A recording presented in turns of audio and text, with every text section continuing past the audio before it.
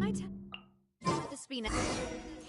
see Dory today and ask her about where the Divine Knowledge Capsule is.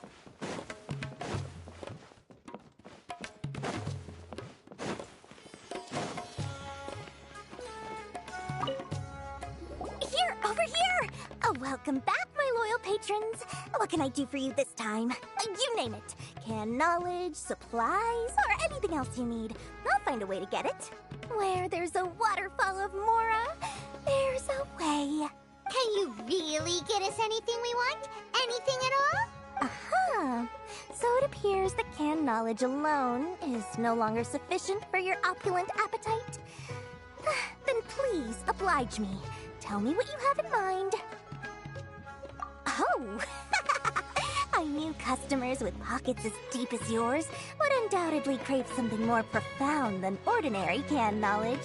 But you know, that kind of information isn't going to be cheap.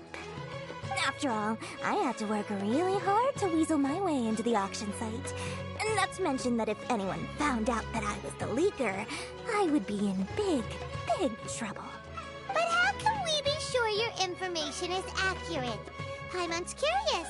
How you just happen to have this kind of info the moment we need it? Because to me, anything of value is what I consider to be my supply.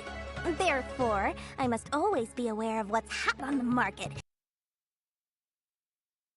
For more sales. Authenticity. Well, you've no need to worry about that. I used a camera to take up. No one can dispute. It's always a pleasure doing business with such sterling patrons. Now that you've paid in full, here's the scoop. The Divine Knowledge Capsule was purchased yesterday by a certain Misery, the leader of Ain el Ahmar. Ain el Ahmar? You mean the Eremites who worshipped King Deshret? Ah, so you're already familiar with them. The group has done everything in their power to obtain the Divine Knowledge Capsule. After all, they believe it contains the power of King Deshret.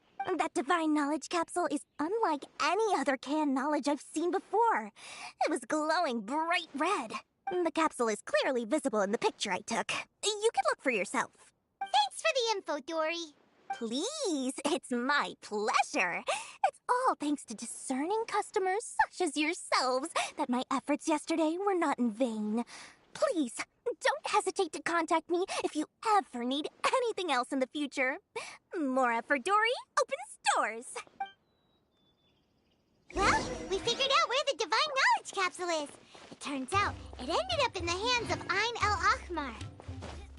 Let's head back and talk to Al-Haytham.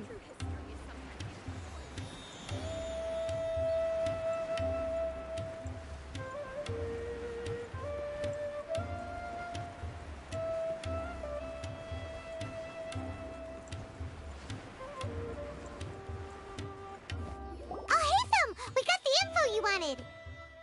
Really? All right. Let's hear it. Dory even gave us evidence to verify the intel. Have a look. Huh, look at that. Clear as day. It must have taken some guts just to infiltrate the scene of the Eremites' transaction. But then, to get close enough to take a picture like this. Bold move, Dory. Very bold move. All right. The person in this picture is indeed Misery, the leader of Ain el Ahmar. And the glowing red capsule he's holding appears to be the Divine Knowledge Capsule. In which case, if we play our cards right, when we confront them next week, we should be able to force them to show their hand. At first, Paimon didn't get why you were provoking these Ain el Ahmar guys. But now, it sort of makes sense. Everything's playing right into your hands. After we defeat them, we can finally have a serious talk with their boss and get them to lend us the Divine Knowledge Capsule. Thank you for your time and efforts. Take a few days off while I make some preparations. Let's meet up again on the afternoon of the arranged date, 3 o'clock sharp. See you then.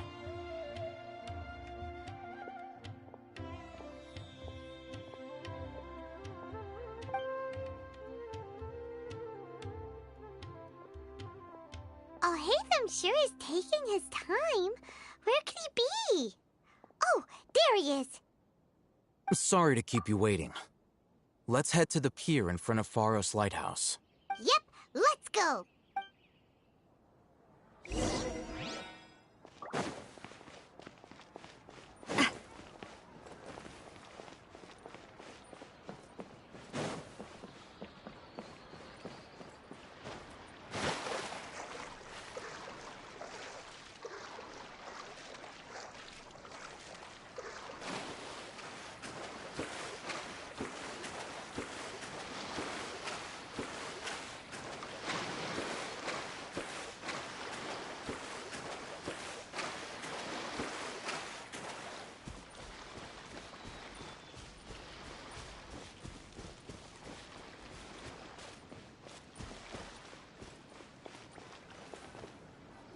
Alhaitham. I knew you were crazy, but I didn't know you were crazy enough to actually show up. It was I who demanded that these negotiations take place. I was more worried that you might go back on your promise. But to your credit, it appears that you're sticking to your word. This is turning into quite an occasion. I also brought some backup. I assume you don't mind. Backup? Aren't you the brat from the restaurant the other day? You've come to support this lunatic because he helped you out? Fine, your funeral. I'm not going to mince my words.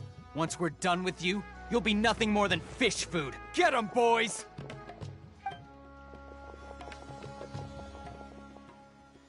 Uh-oh, here they come. Good luck, you two.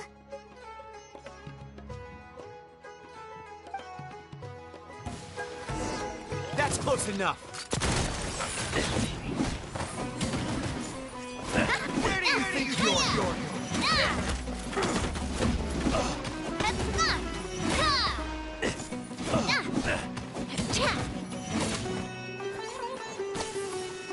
Watch out!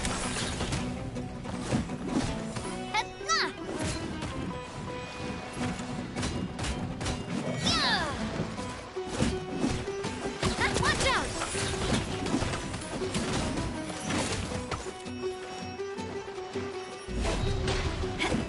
I'll be back. Following orders.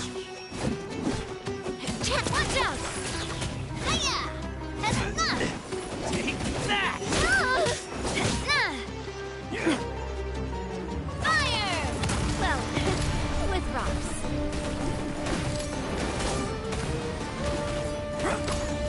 Hiya! Take that!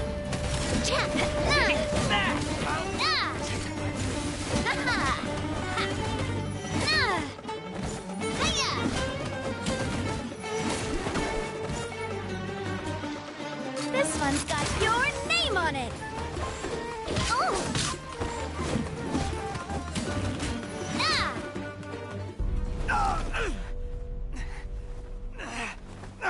Academia scum!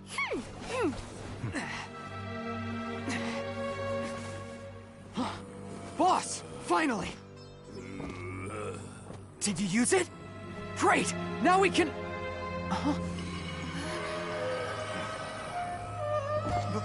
Boss?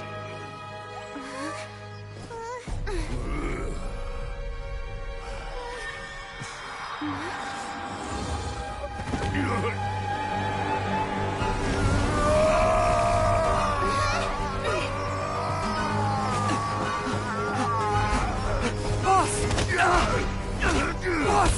What's wrong? What happened to him? We have to cut his Akasha connection, now.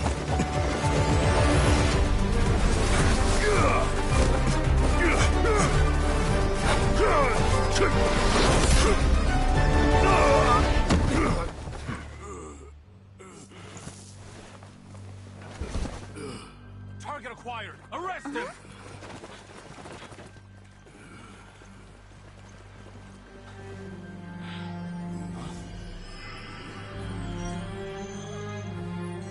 Do not impede our work. Is that understood, Alhaitham? Of course. I was only trying to help. Take him away!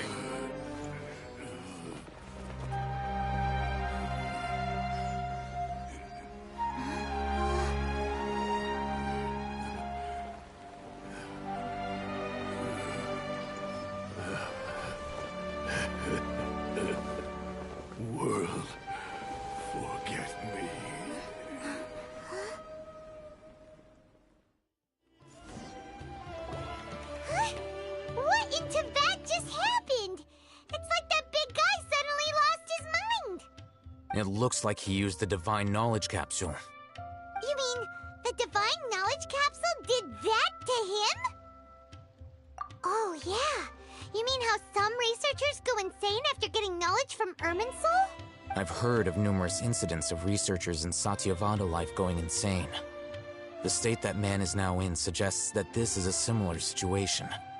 This Divine Knowledge Capsule does appear to be linked to the gods, but beyond that, it doesn't seem anything like the rumors suggest. Possessing it doesn't grant you divine wisdom or power. Did you hear what he said? World, forget me.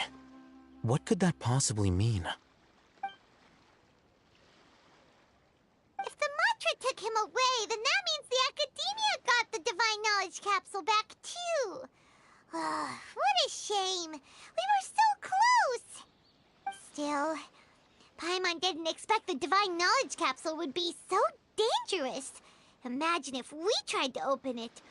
Oh, who knows what would have happened to us?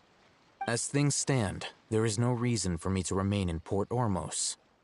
I believe our collaboration has also reached its end. Oh, we were so busy trying to find the Divine Knowledge Capsule that Paimon forgot to ask you something. Since you're a member of the Academia, do you have any idea how we can go about meeting Lesser Lord Kusanali? Truthfully, I don't. Lesser Lord Kusanali appears to exist outside of Sumeru's entire administration. Most of the time, you wouldn't know she exists at all. Moreover, since the Academia possesses the Akasha, a symbol of our deity's wisdom, scholars have no reason to desire to make contact with the deity herself anyway.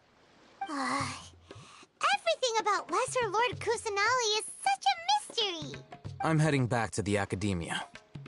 How about you two? It's almost the day of the Sub-Zero's festival. Maybe we should head back too. We've been rushed off our feet over the past few days, so maybe a little rest and relaxation will do us good. Then we'll part ways here, Alhaitham, until we meet again.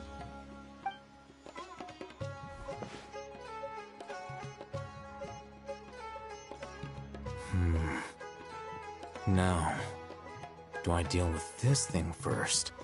Or should I produce the report that the higher-ups require?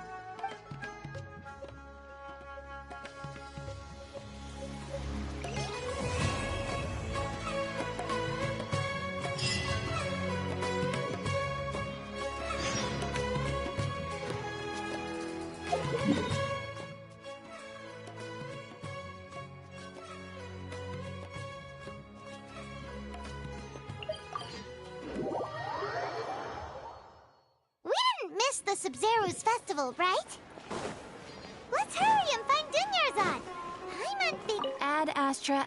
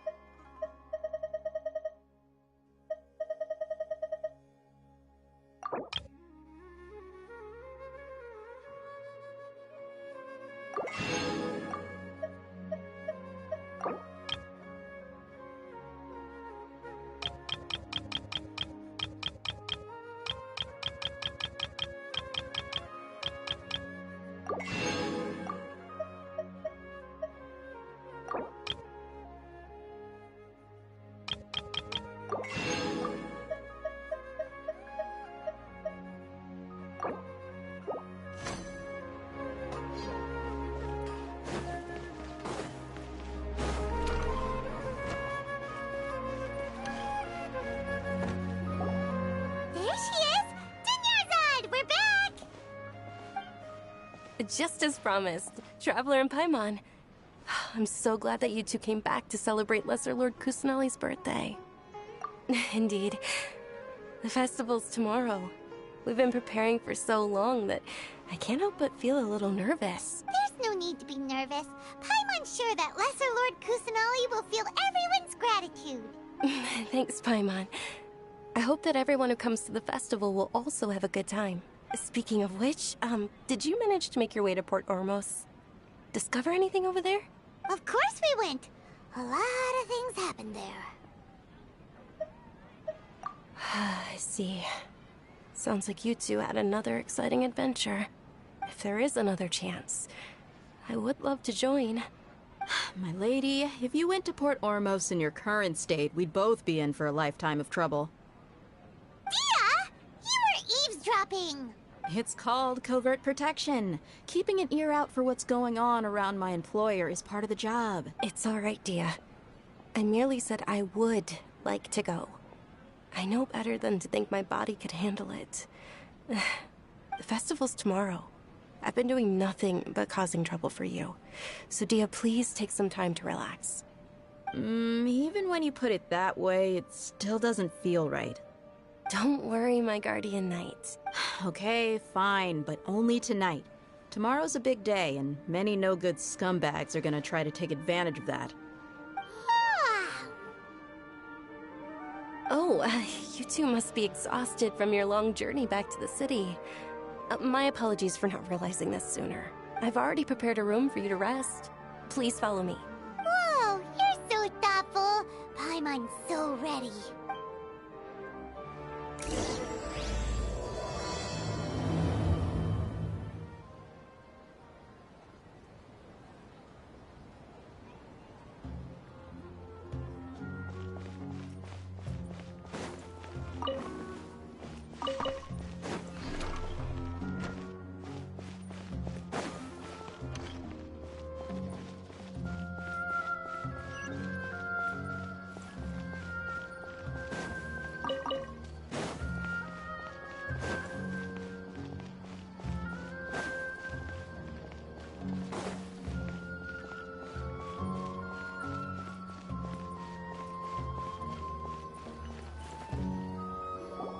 Here we are.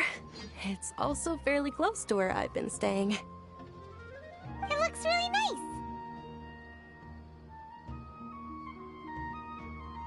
nice. Not at all. Just tell me more about your adventures when you next get the chance. That's Paimon's specialty. Paimon can tell you stories next time. Oh, if you don't mind, how about we all walk around together tomorrow? All of my friends will be working the festival, and Dia's still insisting on her covert protection. Yeah.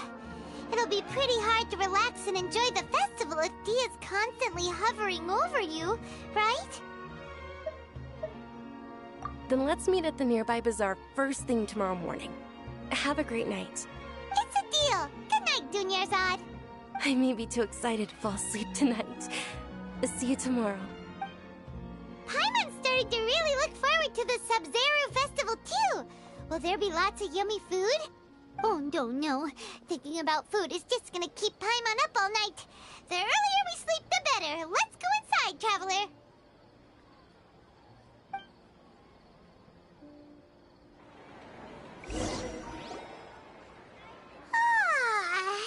Did we oversleep? We should go meet Dunyarzad right away.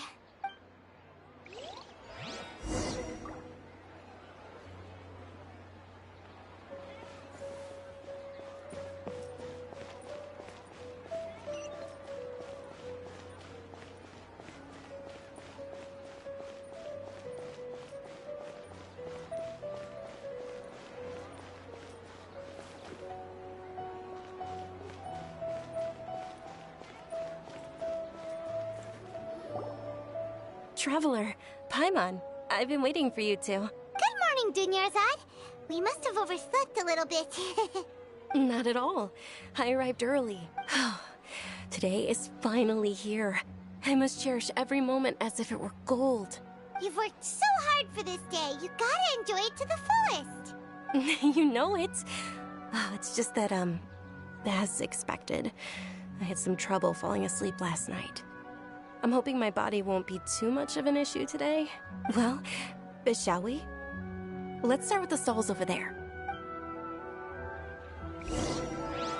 Many vendors came out of the blue to support the event, and they insisted on covering costs themselves.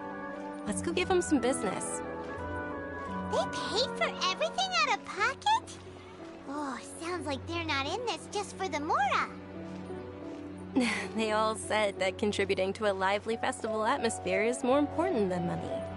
Especially since we don't often get to celebrate Lesser Lord Kusanali's birthday.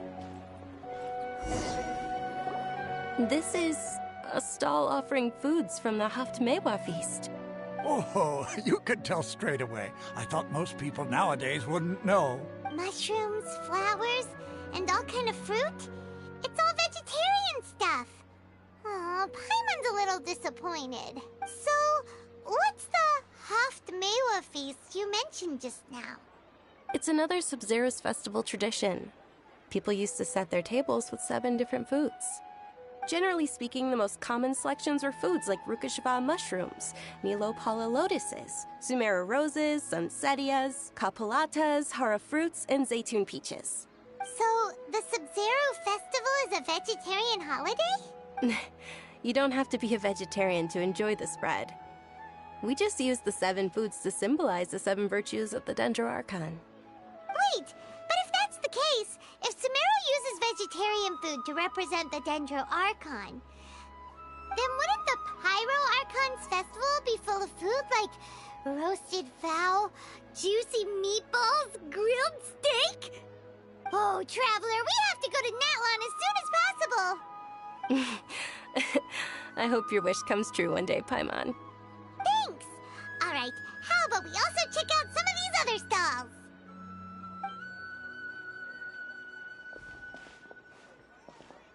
Dear customers, would you like to try your hand at alchemical divination?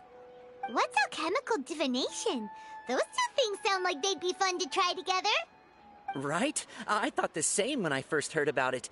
It is said to be a mysterious craft invented by none other than Lesser Lord Kusanali herself. So, how does it work? It's quite simple. After you give me any 2 alchemical reagents, I'll use them to perform a random transmutation. Sure sounds random. So random that it will probably fail. That is precisely what we need. After the transmutation fails, your one and only diviner here will interpret the remnants. Well, according to Lesser Lord Kusanali, everything is interconnected, and all that occurs can be traced back to fate. You could say this is a pearl of old wisdom. Why does everything sound so much more credible when Dunyarzad says it? Are you guys working together? So that's the true wisdom behind it. This young lady sure knows her stuff. So, how about it? Want to give it a try?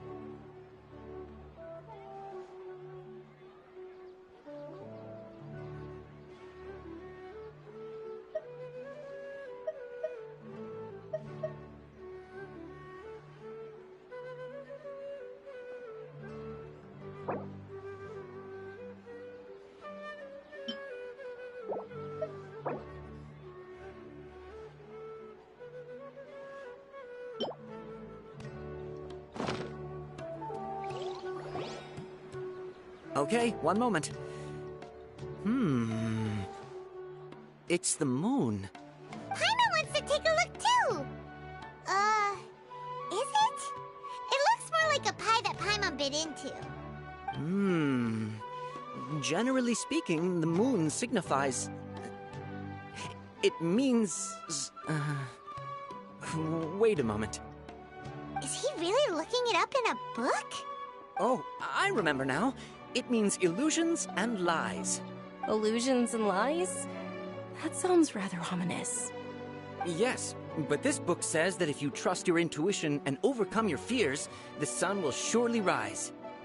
He's not even trying to hide his book anymore. Naturally, fate will only ever show you the beginning of a journey.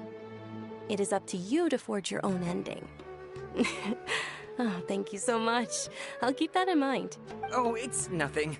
I'm just learning as I go. Guess that was still pretty interesting.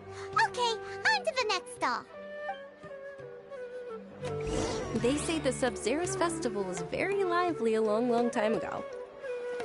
Large flower carriages used to parade through the city. As they headed towards Port Ormos, people would throw flowers, candy, and liquor all along the way. Dunyarzad's eyes are sparkling right now. I wish I could have seen that spectacle. But if you ask me, I'm sure Nilou's Dance of Sub-Zeros would be just as impressive.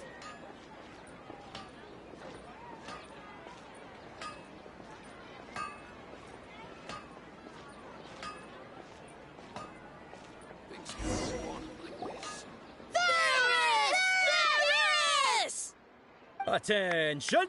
Soldiers, fall into formation if you want any Yalda candies.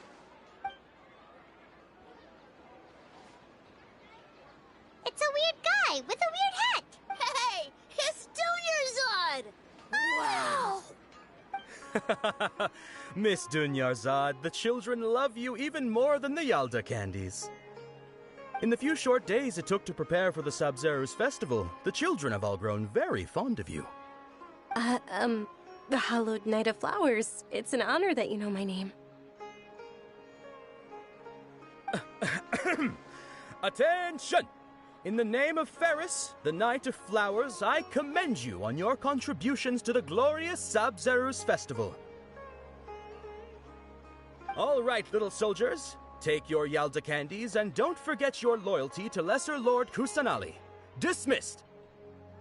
Yes, Knight Ferris! Just what is going on here?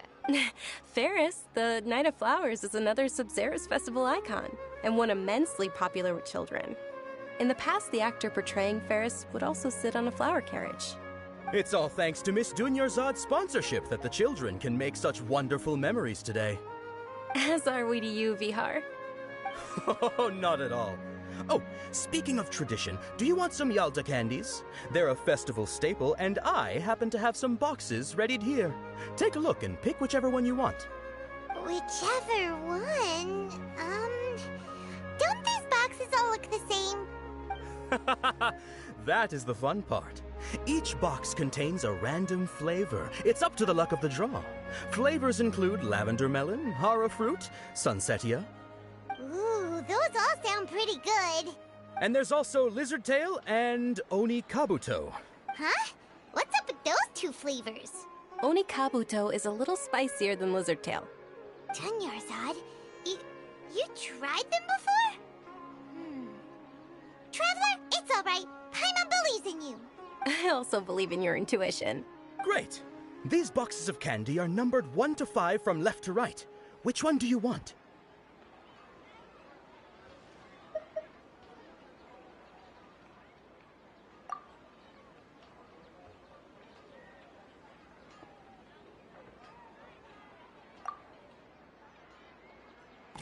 Attention!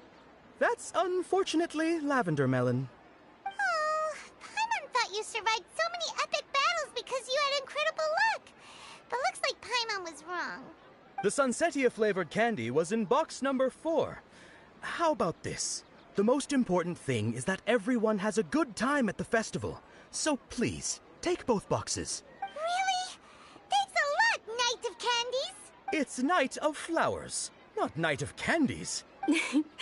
Paimon really wilted the carriageless Knight of Flowers. They all basically sound the same. We got our candy, so let's keep going. Oh, actually, I just remembered that I left something behind.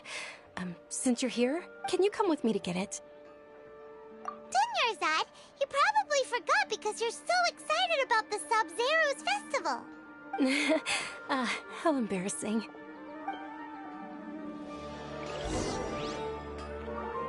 No injuries.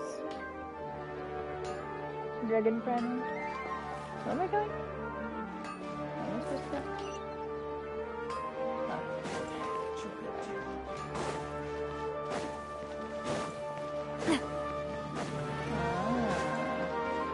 welcome.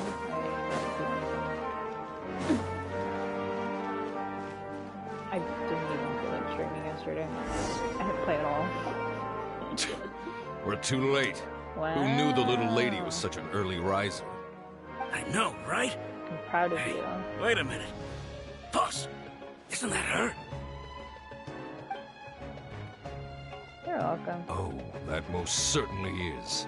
We're in luck. She's walking right into our clutches.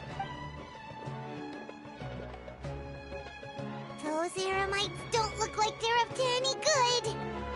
Who are you? I don't believe the Homayanis hired you. That's right.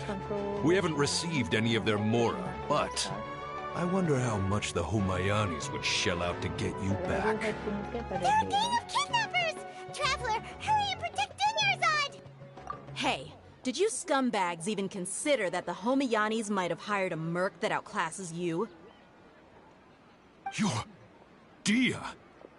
Dia the Flame Main! No wonder we mercs haven't heard anything about you for so long. You sold your unruly mane to the highest bidder. Don't speak so disrespectfully. My family started working with her as gratitude for her past kindness to us. Don't worry about it, my lady. Just some friendly banter between mercs. One punch and those rabid dogs will expose themselves for what they really are. Aren't your claws all dull by now? Don't get too cocky! Traveler, take Miss Dunyarzad to a safe location. No! We're gonna stay and help! There's too many of them!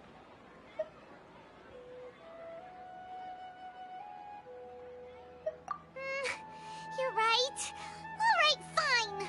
Please be careful, Dia. Don't waste your time worrying about me. This is my job. Look out for yourself. After I've wiped the floor with them, I'll go find you all.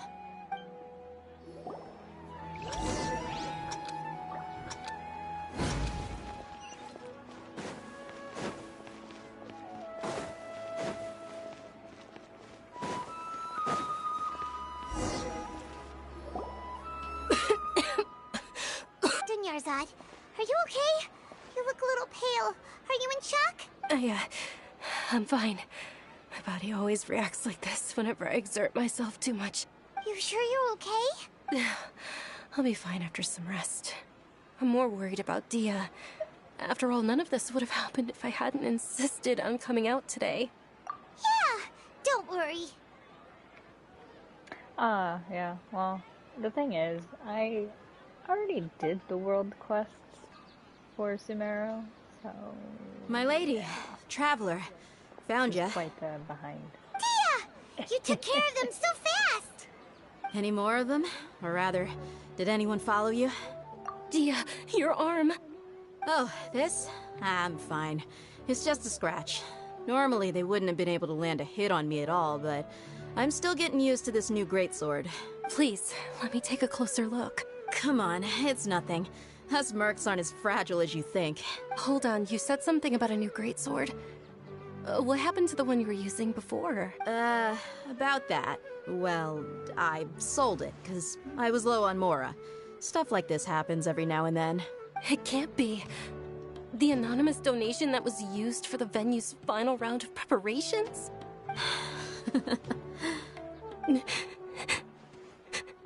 Hey, Miss Dunyarzad, I wasn't trying to make you cry, and I'm not gonna lose my commission because I made my employer cry, am I? Okay, making your employer cry won't affect your commission, but selling your weapon without permission and getting hurt? I'll have to reevaluate your performance. You're so unreasonable, my lady. Thank you very much, Dia. Don't be like that. I get embarrassed really easily. Are you feeling unwell again, Dunyarzad? My lady, your condition. Traveler, can you take her somewhere to rest? Truly. I'm sorry for the trouble, everyone.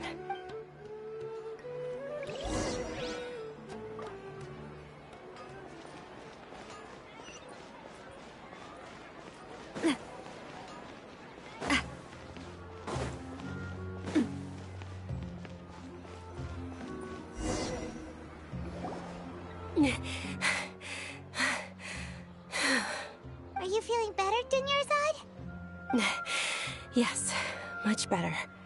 Just give me a few moments and I'll be good to go. I didn't realize you were concerned about it. I guess I shouldn't continue to keep it a secret. I was actually born with Elazar. It's terminal now. Can't believe it's Elazar! Oh, you've already heard of Elazar. In that case, you probably know about its severity. Sumeru's current medical advancements still haven't been able to find a cure. The disease's progression can only be delayed through environmental therapy. Dunyarzad. There's no need to be sad. I've always lived with Elazar and I came to terms with it a long time ago.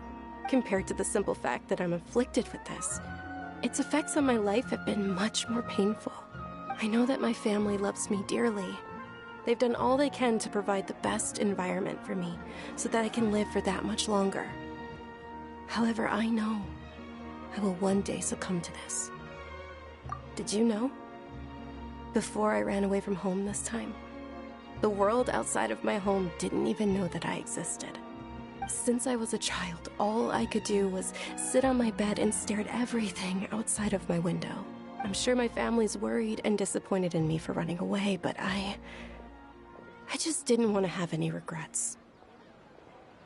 I wanted to meet other people. To me, there's nothing more beautiful than being able to meet and speak with others. Not to mention the incredible time spent preparing for the festival. The joy on everyone's faces here, and all the support I've received from friends like Dia. This way, when my final day does arrive, it will be less sorrowful. Oh, At the very least, many people will remember that I once existed in this world, right?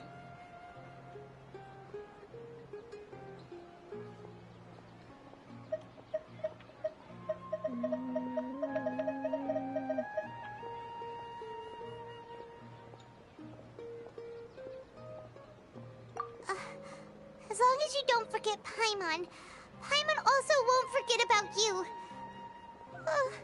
No, even if you forget Paimon, Paimon will still remember you. Thank you two so much. I apologize for the depressing conversation. This is out of character for me. To be honest, Lesser Lord Kusanali gave me the courage to do all of this. If it weren't for her encouragement, I wouldn't have taken that first step. Thanks. There will always be frustrations in life, but I know that the point of living is not to leave behind any regrets. Yeah, that sounds awful. Oh, right. Isn't it almost time? Huh? Almost time for what? Isn't the Dance of Sub-Zeros about to begin? It's the part of the festival that I've been looking forward to the most. Nilu will recreate that legendary scene with her most splendid dancing. And the Sub-Zeros festival will conclude amid everyone's applause and blessings. And with that, my wish will also... Then what are we waiting for? Let's go to the stage! Yeah, we should still make it in time.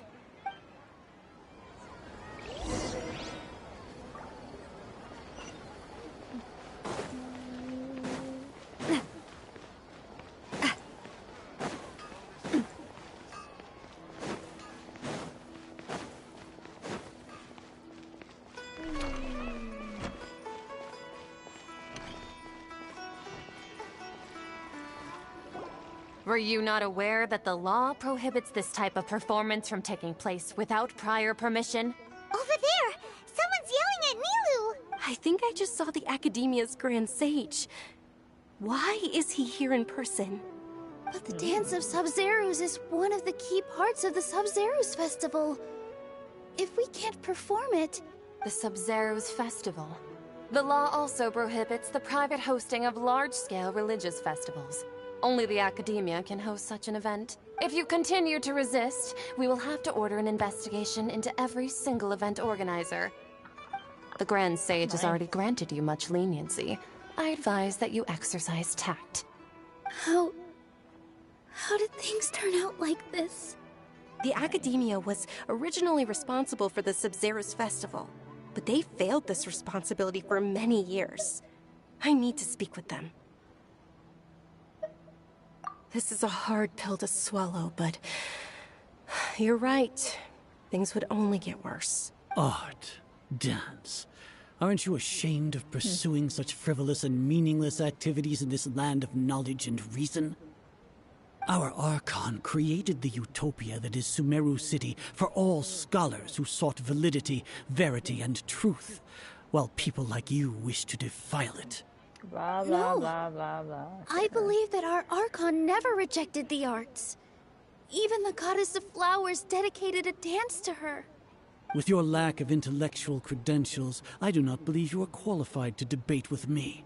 What you should be doing is finding workers to tear down this ridiculous eyesore. Sir, you are the eyesore. Thank you very much. Walk away. When we return, have the scribe draft an ordinance before the next Nyargarbaha Day that prohibits public art performances. We will announce it to the public later via the Akasha. Understood. I will inform him when I return. The Sub-Zeru's Festival. Go celebrate the birth of that god to your heart's content. Nilu, are you okay? Oh, Dunyarzad. You all saw that just now? The Grand Sage ordered us to stop the performance. Yeah. Let's go somewhere the Academia can't find us and perform there. But how do we let everyone know? And what about the atmosphere on the stage? Or we could get people to block them off so they can't interrupt the performance. No. They just threatened to investigate the organizers. If we were caught... Nilu, it's all right. Don't worry about it. But you've been looking forward to the Dance of Sub-Zero so much. And I know how important this festival is to you. I don't want you to have any regrets. It's okay. Seeing you care this much about my feelings is more than enough. It would be too risky to continue the Sub-Zero's festival at this point. I don't want to get everyone in trouble. If you say so.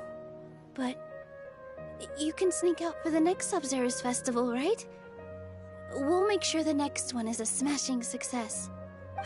The next one. Yes. Okay, it's a promise.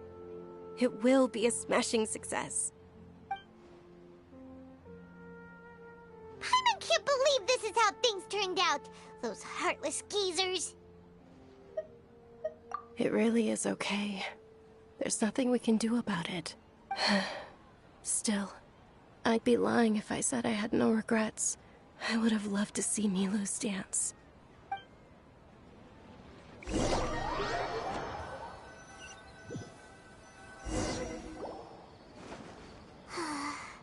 A lot happened today. It's a shame the festival ended the way it did. Nilu and Dunyarzad promised to make the next Sub-Zero's festival a success, but Dunyarzad is running out of time.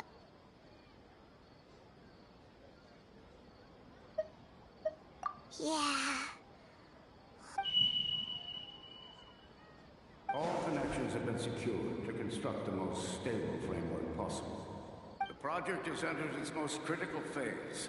Power has begun to flow from... What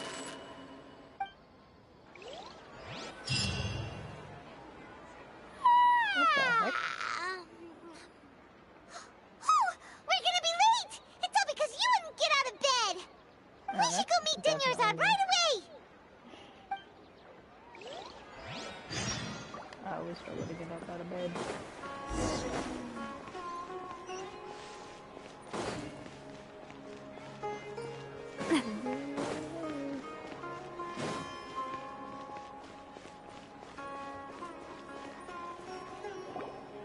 Good morning, Dunyarzad. Sorry we're late. Not at all. I arrived early. You seem kinda tired. Did you not get enough sleep? I'm doing well. There's no need to worry. Shall we go? Let's start with the stalls over there. Sure! Traveler? Why are you just standing there? Let's get going!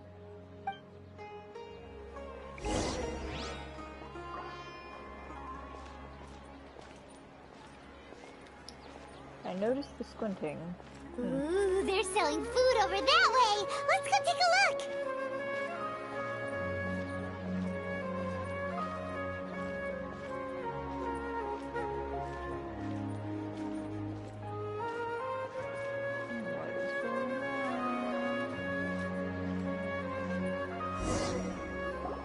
This is a stall offering foods from the Haftmewa feast. You are quite well informed, miss. I thought most people nowadays wouldn't know. You're not groundhogging day. Right now. Oh, Paimon's a little disappointed. Actually, what is the Haftmewa feast you mentioned just now? It's one of the Sabzerus festival's traditions. People used to set their tables with 7 different foods to symbolize the 7 virtues of the Dendroarchon. Remnants appear to be in the form of the moon. Really? Paimon thought it looked like some kind of food. The moon signifies... It's escaping me for now. Wait a moment. Is he really looking it up in a book? Oh, right. It means illusions and lies. But if you trust your intuition and overcome your fears, this... Understood. I'll keep that in mind. Oh, it's nothing. I'm just learning as I go. Guess that was still pretty interesting. Okay, on to the next stall. Yeah, welcome back. I have now gotten where to next? Stayed in this game. Interesting.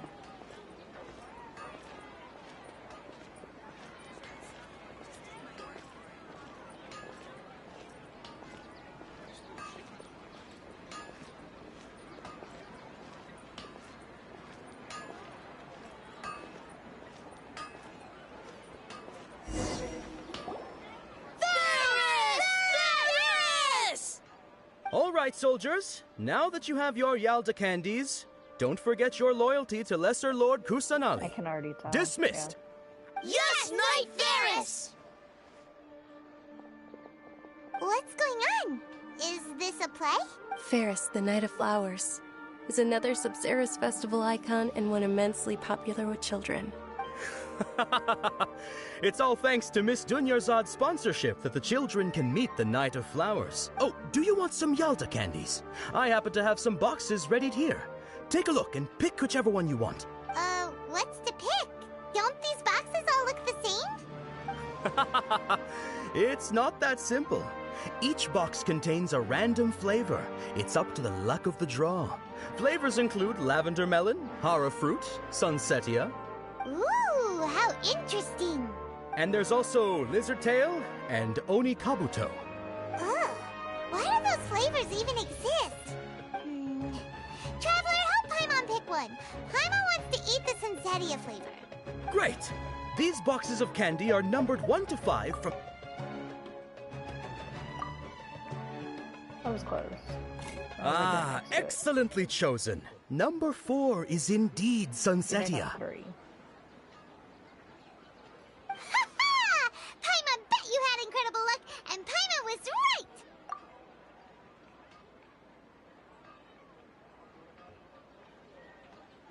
Huh? How's that possible? It's obviously random. Maybe we didn't sleep very well last night. Or maybe we slept too much.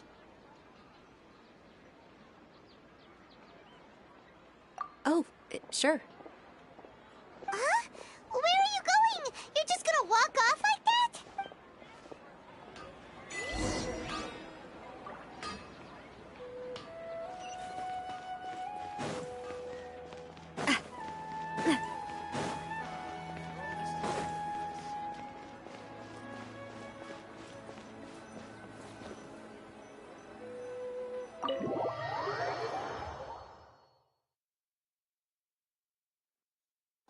A feeling of deja vu?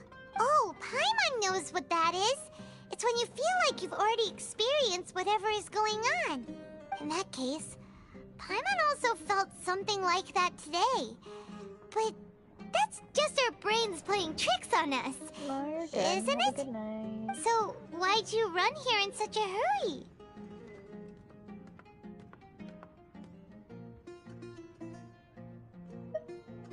So that's it! You're intentionally doing things you usually wouldn't and seeing if you still get that same feeling of deja vu. Probably. I'll try to do earlier, too. Welcome, you two. Are you here for lunch? What would you like to eat? Got it. You don't look like you're from these parts, but I gotta say, you've got good taste. I'll give this order to the kitchen. Charcoal-baked Angelina cake? Isn't it that burned thing that didn't look tasty at all? Oh, Paimon understands what you're trying to do now. You'd never normally order something like this. Sounds good. See ya. Have a good night. That thing? Are you really gonna eat it? Isn't this going a bit too far?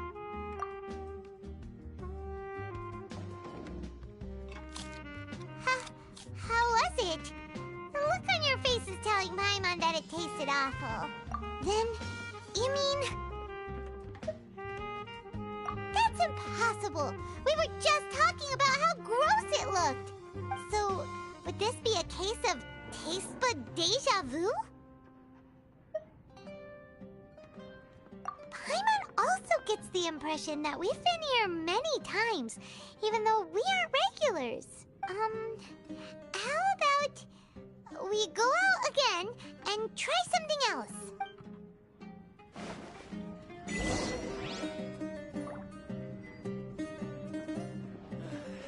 I just can't beat the atmosphere here.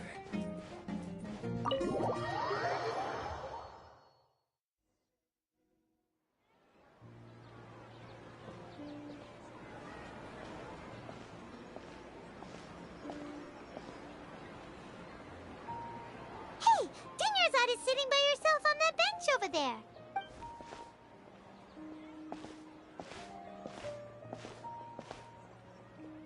What a coincidence, Dunyarzad. We meet again. Why are you sitting here all by yourself? Oh, I ran into some kidnappers just now, but thankfully Dia came to my rescue. I started to feel unwell after that, so I sat down here. Kidnappers? Oh my goodness, are you hurt? I'm okay. Dia's arm got scratched, but it isn't serious. Whew. That's a big relief. But, Dunyarzad, you seem a little down today. It's the Sub-Zero's festival, and you've been looking forward to it so much. Not at all. I've always been like this. Excessive physical exertion or strong emotions tend to aggravate my illness. Besides, no matter how amazing today may be, it is but a single day. After however many more days, my time will come to an end. Paimon doesn't quite follow you, and Paimon feels like something's really got you down right now. It really is fine. I don't mind.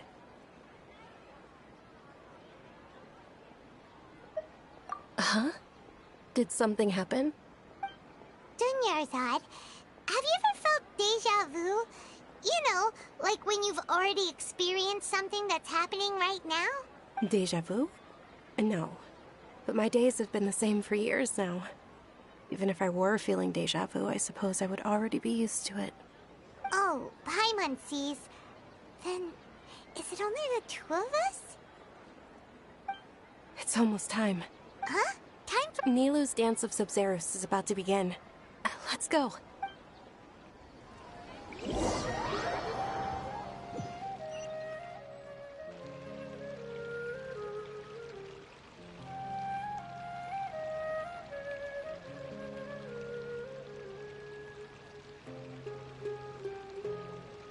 With your lack of intellectual credentials, I do not believe you are qualified to debate with me. What you should be doing is finding workers to tear down this ridiculous eyesore. When we return, have the scribe draft an ordinance before the next Nyagarbaha Day that prohibits public art performances. We will publicly announce it later through the Akasha. Understood. I will inform him when I return. The Sub-Zero's festival. Go celebrate the birth of that god to your heart's content.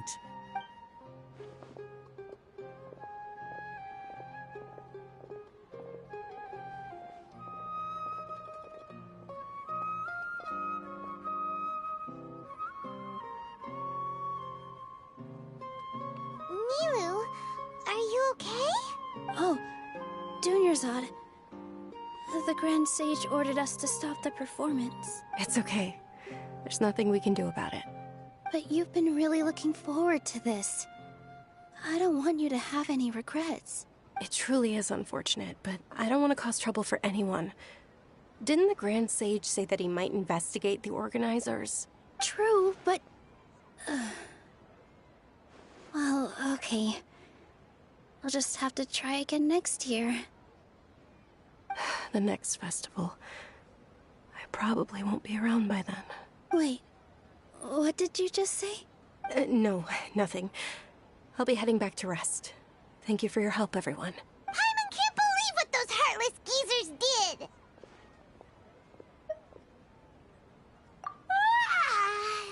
Did Dunyarzad already go back? We should also return and get some sleep.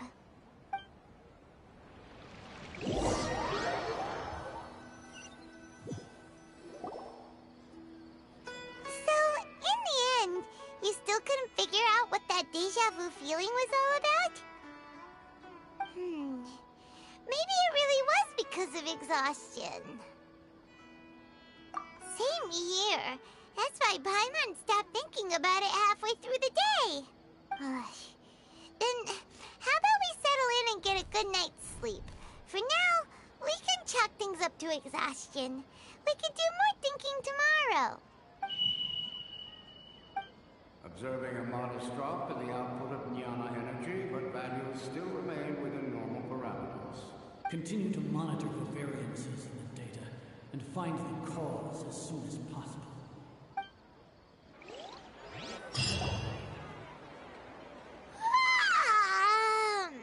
Why does Paimon feel so tired after so much sleep?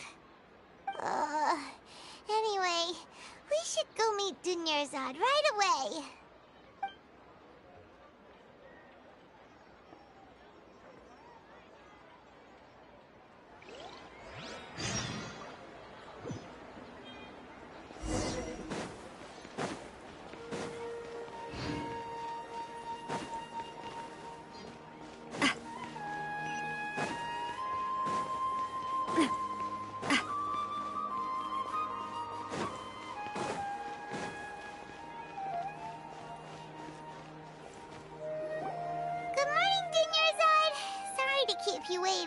Not at all. I arrived early. Huh? Paimon thinks you sound kinda tired. Did you not get enough sleep? I'm doing well. There's no need to worry. Shall we go? Let's start with the stalls over there. Great idea! Let's get going! Traveler?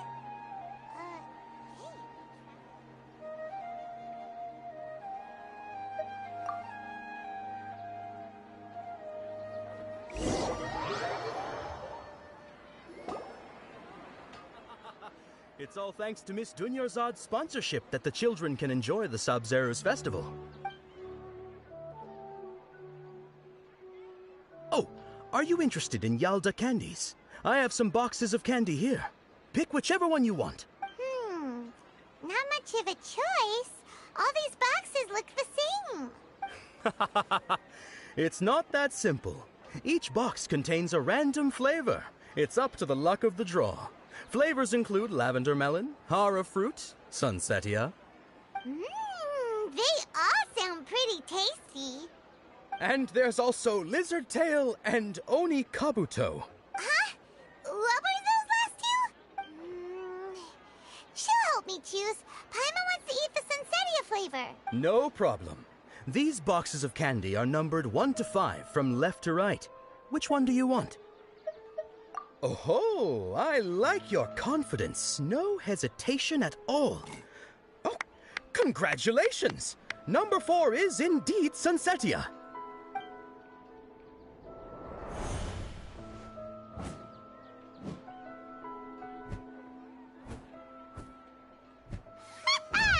Paimon knew she always had incredible luck.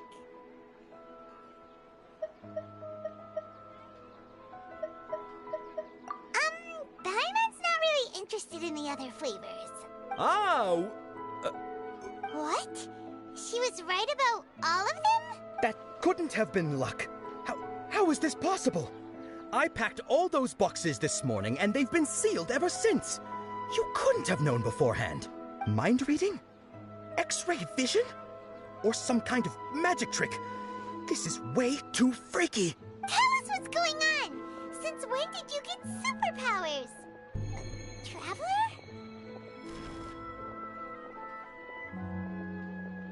Hey, where are you going? What's going on? Did you see something? Us leaving Dunyarzad without letting her know is kinda rude, you know.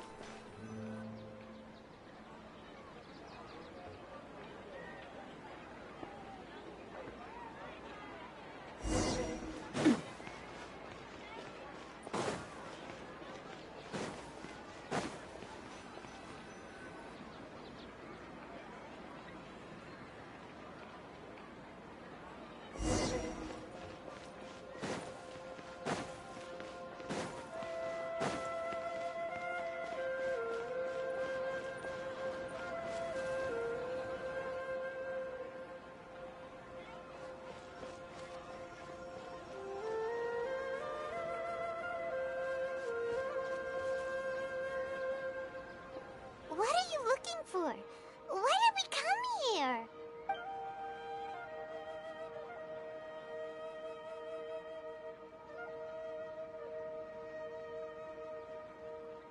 Traveler?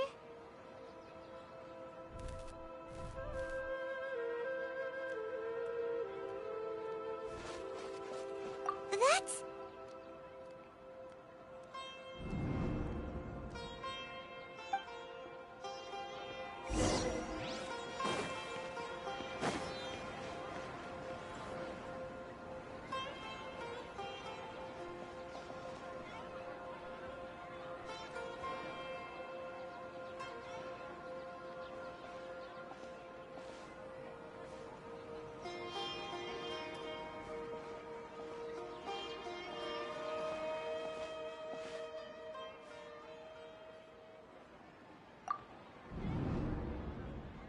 Look! That's... Isn't that Dunyarzad?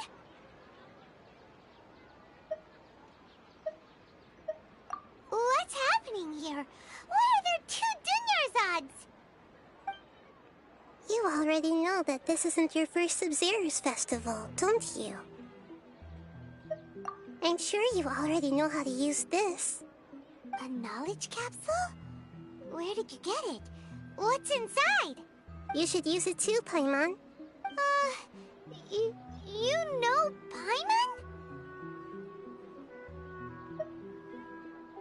Well, this seems kinda sketchy, but Paimon feels like this is what we should do.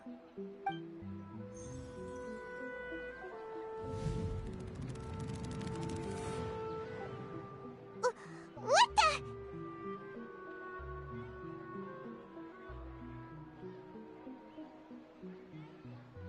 This is our 20th time at the Sub-Zero's festival? Huh? No. The 30th? 40th? Just how many times have we been to the Sub-Zero's festival? Have we been trapped in a single day? If it weren't for you, we wouldn't have even realized. What the heck was inside that knowledge capsule?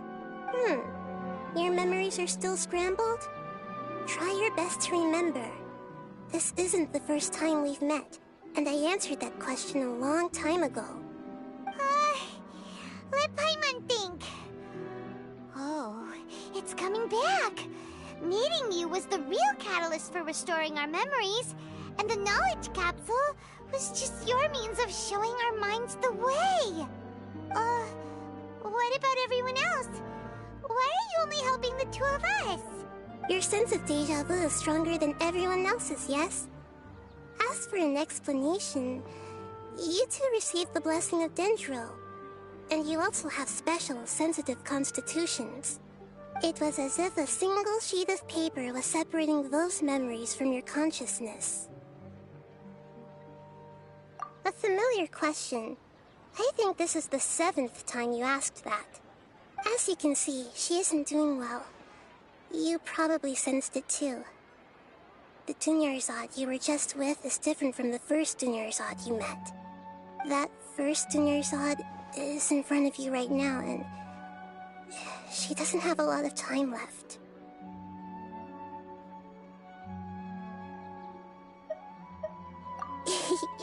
Looks like you're almost done sorting out your brain. Oh yeah, I'm Nahida.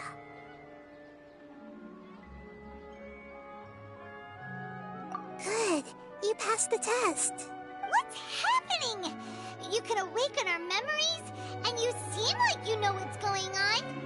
Oh, wait, please don't tell Paimon even you don't know. Everything in this world runs in a loop. This cycle is called the samsara. You, me, and everyone else are all stuck inside the one-day samsara. As for the truth, that's on you to find out. If you were told the truth instead of discovering it yourselves, it would literally blow your minds. I don't know how you'd be after that. I can only give you surface-level help, like bits of information and subtle hints. For the rest of the time, I'll be doing all I can to slow down Dunyarzad's illness. She looks like she isn't doing well at all. Her illness gets worse after each Sub-Zero's festival. If we can break out of the samsara, I might be able to save her. But as things are right now, she's just a small bird in the sky that's about to lose its last feathers. All I can do is raise a gale to delay her fall. You sure love to use weird analogies. Analogies are wonderful tools. They let you use existing knowledge to understand unfamiliar things. Okay, so, with what you know so far, what do you think the truth is?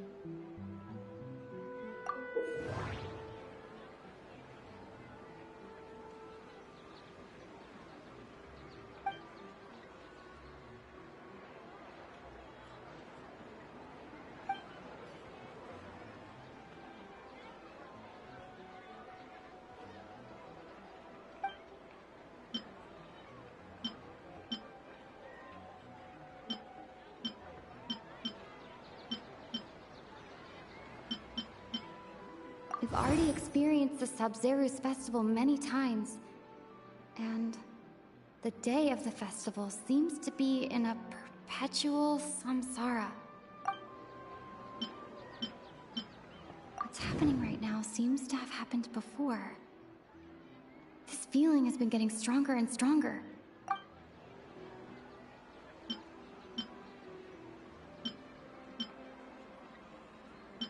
The moon, illusions, and lies. What do they all mean? Grand Sage said, go celebrate the birth of that god to your heart's content. Did he mean something more?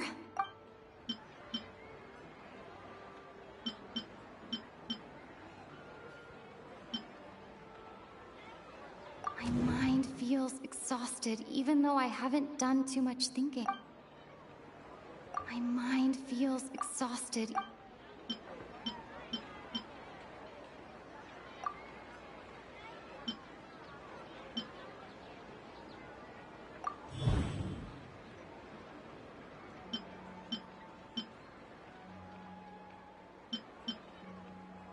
What's happening right now?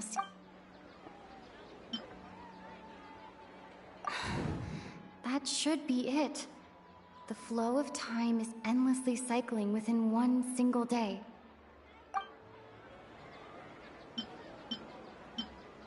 Grand Sage said, go celebrate the birth of that god to your heart's content. Did he mean something more?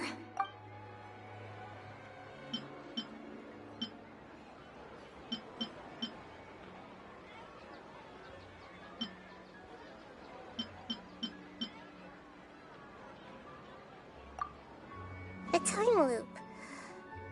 You've given still the wrong answer? A simple time loop can't explain some of the... Dunyarzad.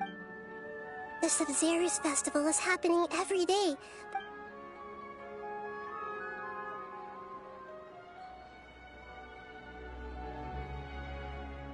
Let's think about our current situation. To save Dunyarzad, and to do that, Hida rejected the idea of a time loop, so we must have missed something, right? Paimon's memories say that we've already done this many times.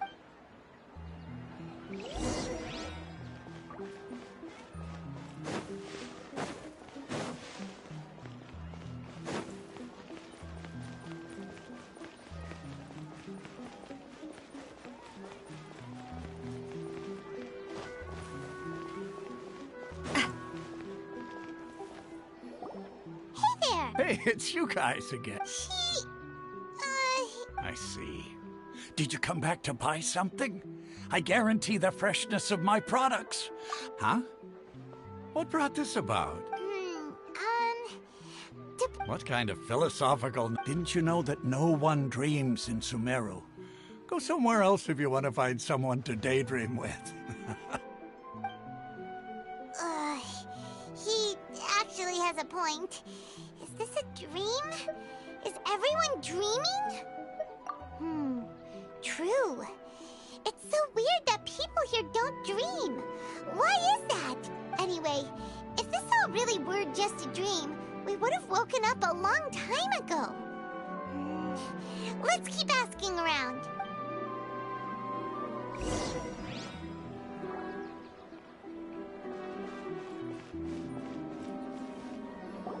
Oh, it's you two.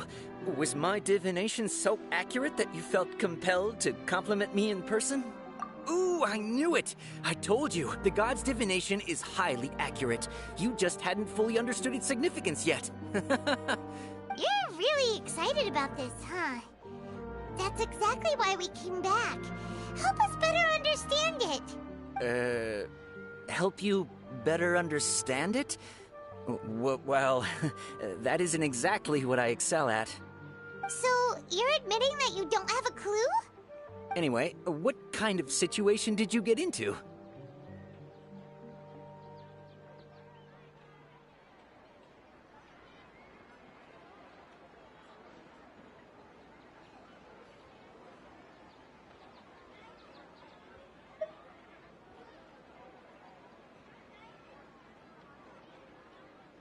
Huh? Hold on a second. I thought you guys just lost your wallet or fell for a scam. What you just said, are you serious? Does that kind of thing actually happen in real life? Paimon knew you weren't going to believe it. Marvelous. Truly marvelous. I believe you. Recall the interpretation of your divination. The moon, illusions, and lies. It really felt like an omen. When you say it like that, the divination does sound like it's related to what's going on. Can you read any more into it? I believe that the Archon's revelations are never more than vague hints. Anything more specific is beyond the reach of mere mortals. The book only says, if you trust your instincts and overcome your fears, the sun will surely rise. So that's how it is. Looks like fortune-telling is just fortune-telling. It's no good for practical problems. We haven't made any progress.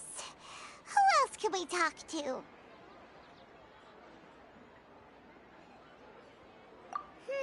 Paimon remembers that we tried talking to her a couple of times, but she always thinks we're playing pranks on her. You think she'll brush us off again?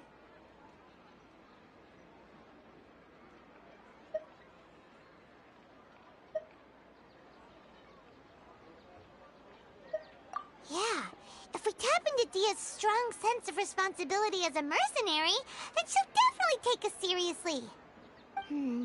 At this time of day, Dia's probably just finished beating up those kidnappers. Let's go find her.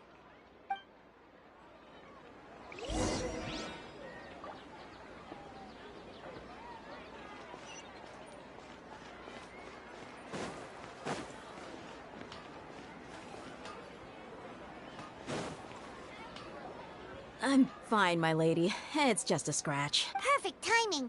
Both of you are here. Paimon, Traveler, you came at just the right time. Listen, there was a dangerous Huh? You saw? Then why didn't you jump in earlier? If someone was protecting Miss Dunyarzad, I could have went all out. Anyway, can you do something for me? You want the Traveler to take Dunyarzad somewhere to rest up while you check to see if there's still any kidnappers around. Did Paimon get that right? How did you know what I was going to say? We need to say something convincing.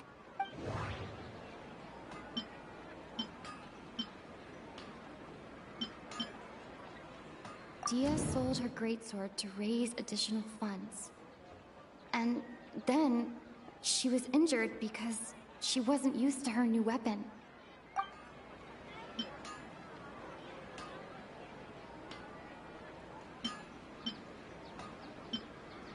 The moon illusion...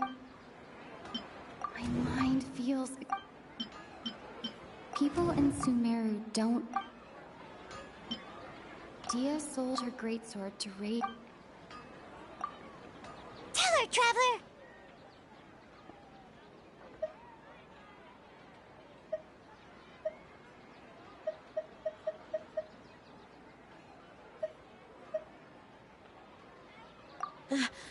I didn't tell anyone about that. Including Miss Dunyarzad. You couldn't have known. And just now, you literally took the words right out of my mouth. What's going on? All right, so this is the situation. It's kinda hard to believe what you just told me. First, let me make something clear. Most of us desert dwellers might not be the scholarly type, but we do have basic common sense. She's quieter than usual. Uninterested in anything and really gloomy. Yeah, she isn't the same as before, but her parents said that this is how she was like at first. Huh? At first? I don't quite understand what you're all talking about. I'll go rest on the bench over there. My lady, are you angry? All right, I'll give you the benefit of the doubt since you knew about my greatsword. Let's make this a quick trip. Miss Dunyarzad isn't completely safe here.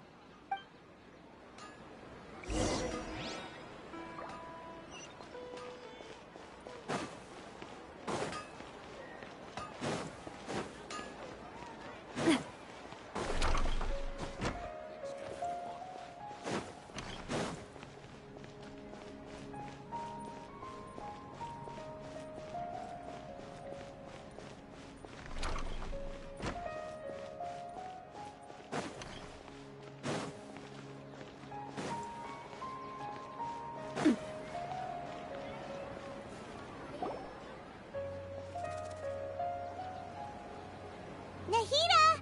We brought a friend! Are you busy? I thought I told you that it won't help to bring anyone here. We just wanted her to see the real Dunyarzad's condition.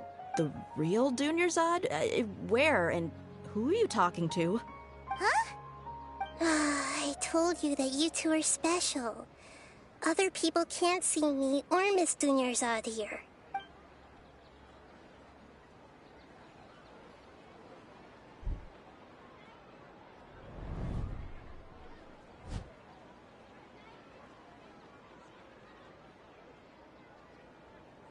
Hold on. Over there. Is that? Wow. How perceptive. Does she have invisible antennae? Miss Dunyarzad, she's lying down here, isn't she? How's she doing? Her condition's really bad, and she's basically in a coma. How did you know she was here? I can sense her aura. There are also lingering feelings of something like regret or disappointment. What happened? Do you believe us now? The Sub-Zero's festival has been repeating itself. So, you think the sages are behind this? Yeah, they've always been against us. Wouldn't surprise me if they're using the Akasha to intentionally repeat the Sub-Zero's festival as a sick joke. You have a point. Aside from the Dendro Archon, the Academia's sages are the only ones in Sumeru who could pull off something like this. Maybe there's more to the Akasha than we know. Right! Didn't you awaken our memories using something that looked like a knowledge capsule? That means you must know something about the Akasha! The Akasha relies on the power of a gnosis to operate, as it is the manifestation of the God of Wisdom's power. It compiles the wisdom of the entire populace, and it grants knowledge to the people. A gnosis could do that? No wonder the Akasha is so magical. It's being powered by the gnosis of Sumeru's Archon. So, this Nahida you mentioned, what did she say? She said, and Paimon quotes, "The Akasha relies on the power of a gnosis to operate, as it is the manifestation of the God of Wisdom's power.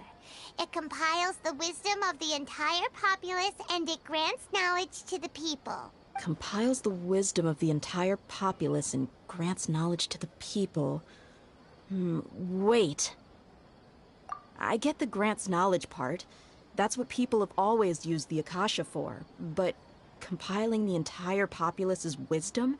How does that work? Did she mean that the sages enter new knowledge into the Akasha? Oh, yeah. That sounds about right. What do you think?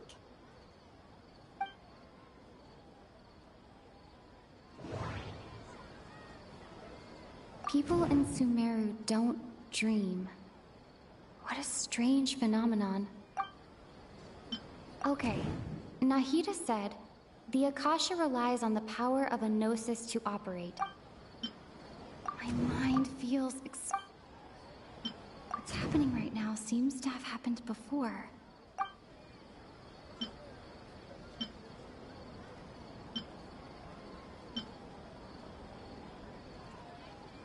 Okay, Nahida said, the Akasha relies on the power of a gnosis to operate, as it is the manifestation of... You mean the Akasha is causing our mental fatigue? Huh. Now that I think about it, my head's been feeling unusually heavy. When the desert dwellers set off on their quest for knowledge, a sage once said, knowledge always comes at a price. Compiling the entire country's knowledge. You think the Akasha pulled a 180 and is extracting information from us? Who knows? The Akasha can put knowledge into our heads, so who's to say that it can't also poke around in there? We don't know any specifics. What's the point of doing something like that?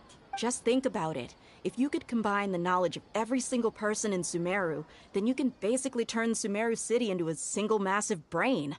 This hive mind could make breakthroughs in problems that even the smartest geniuses can't crack. An excellent deduction. And the analogy comparing Sumeru City to a massive brain? I love it. In that case, we should take off our Akasha terminals right away. Maybe that'll solve this problem. Yeah, I was only wearing this for show in the first place. Didn't expect the sages to cook up such a conspiracy. Mark my words. When this is over, I'm getting evidence and exposing this whole thing to the public. How does everyone feel? Huh? What is it?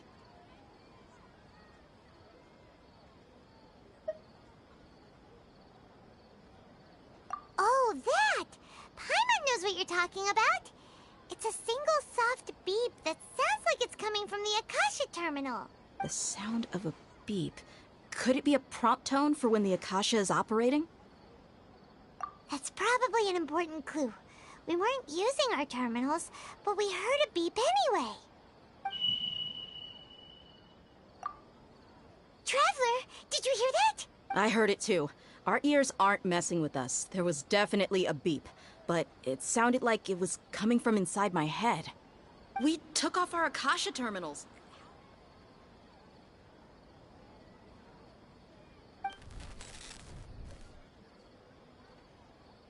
Phase runtime has exceeded its expected length. At this rate, there may be casualties. But we cannot lose all of our progress.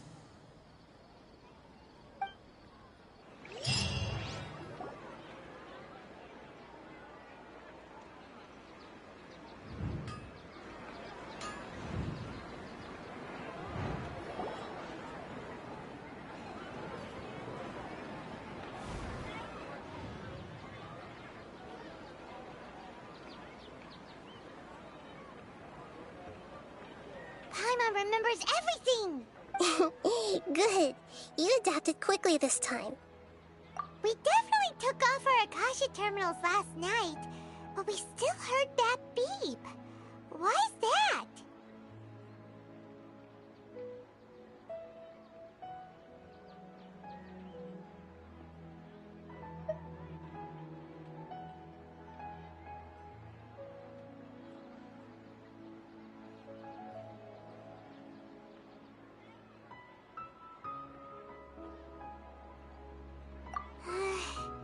But now we can at least confirm one thing. The Akasha definitely has something to do with whatever's trapping us in this cycle. Oh, Paimon doesn't get it. Why would the Akasha go this far if all it wants is everybody's wisdom? It's extremely difficult for lab rats in an experiment to understand why they're being treated the way they are. If we're lab rats, then what are you? Nahida, you've never told us anything about yourself. I guess I'm the moon. The moon? Wasn't that the result of our divination? Anyway, knowing who I am won't help you get closer to the truth, so you should focus on other things. Don't get distracted and miss any clues. Okay then. Dia helped us a lot yesterday, so let's go find her. If Paimon's reading the time correctly, those kidnappers should be showing up soon.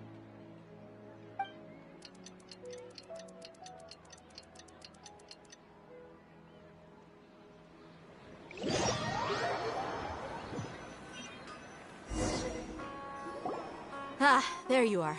I've already taken care of those kidnappers. My lady, did you get hurt? Dia? What's wrong? Why are you both gawking at me like that? You didn't get hurt this time. Huh? What do you mean this time? Why are you so surprised that I managed to get out unscathed? Those kids were amateurs.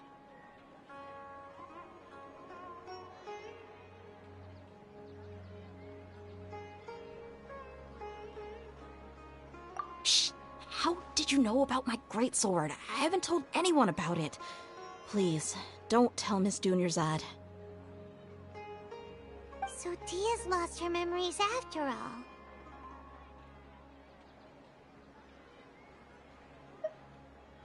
Anything strange? You already know that I got a new greatsword. If I had to say something, it's weird how such a new weapon could feel so familiar. It's as if I've already used it to fight a countless number of battles. You're saying that although you don't remember using it, your body feels like it does? That's right. Both mercenaries and warriors heavily rely on muscle memory. Only knowing the theory of battle won't get you anywhere.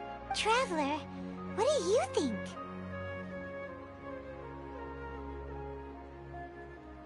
Yeah, Paimon's feeling really hopeful. Oh, you're right! Earlier in the Samsara, something like this would have never happened. I have no clue what you two are talking about, but it's still dangerous here, so... So you want us to take Dunyarzad somewhere else to rest while you check if there are still more kidnappers around, right? How did you know what I was gonna say? Can you read minds? Forget it. Go and do your thing.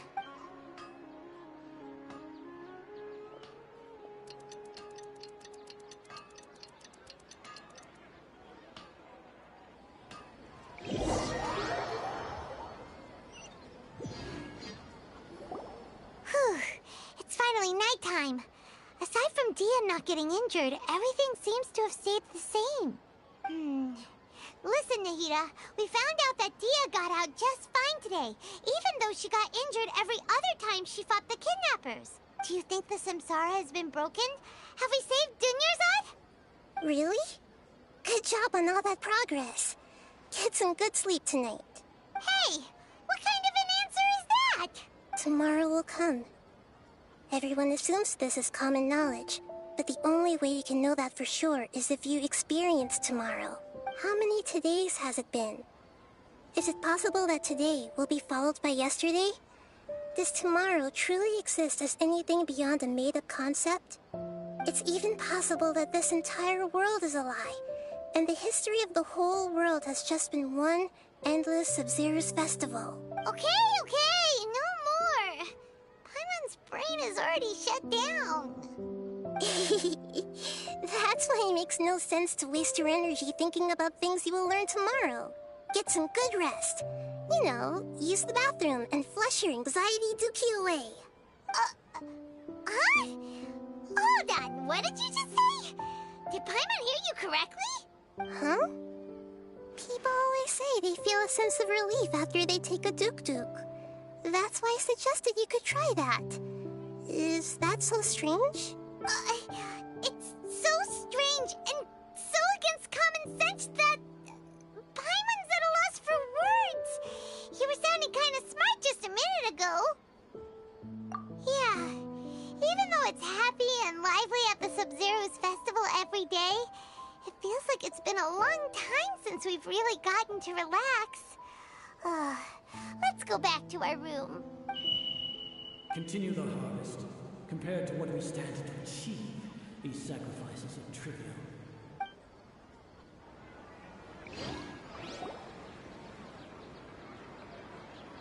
We're still in the same day! Nahida, you already knew last night that we didn't break out of the Samsara? Why did you tell us? Would there have been a point? You would have spent the night with new worries, with tomorrow still out of reach. In that case, you might as well rest within that brief moment of hope. An opportunity like that doesn't come by often, and I thought it might help you clear your minds. Paimon thought that Duke did that! Whatever. Guess you were looking out for us after all. Of course. In the time we've been together, you two have been everything to me. Paimon's flattered and everything, but maybe you're taking things a little fast. What I mean is, even though I had asked you to solve this puzzle, you two are still the only ones who can see me and sense my presence. In other words, if you weren't here, I may as well not exist. That's why you two have been everything to me. Get it? Nahida's talking about confusing stuff again. Anyway, that's enough chit-chat. So, Traveler, did the new clues yesterday help you gain a new understanding of the situation? Huh? Why are you scrapping your previous theory? Oh, yeah! You're right! Gosh, how did we not notice that? In a simple time loop, people's physical conditions should also reset. So, what's your new hypothesis?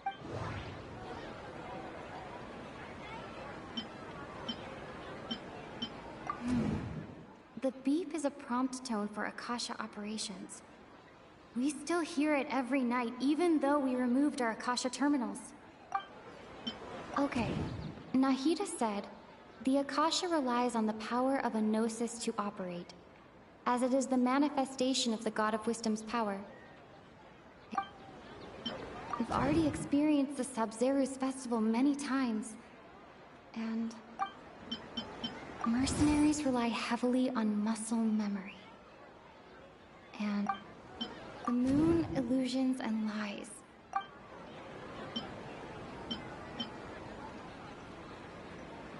Okay, Nahida said, the Akasha relies on the power of a gnosis to operate, as it is the manifestation of the God of Wisdom's power. The beep is...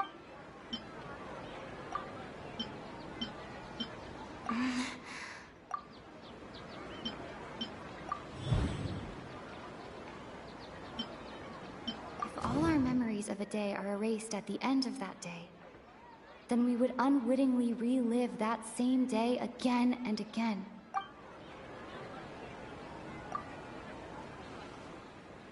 Oh! Then the beep we hear every night could just be indicating the deletion of our memories! That's why when we wake up, everyone thinks the Sub-Zero's festival hasn't happened yet! It's already the next day, but everyone still thinks it's the day before!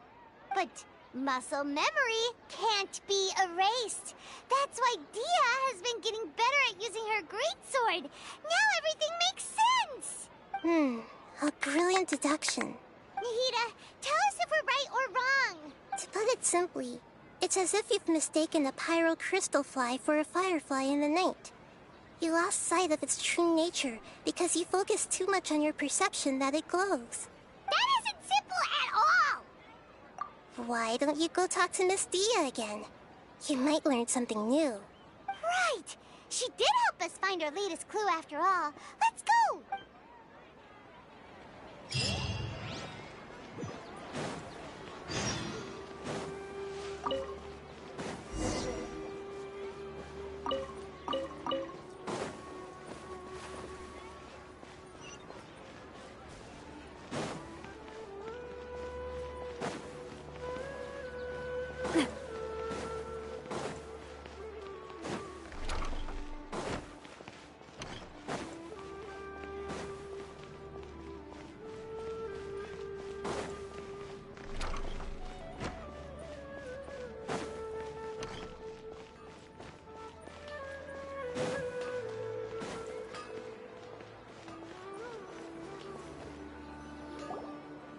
There you are. Really took me a while to find you. As expected, Dia also didn't get hurt today. Get hurt?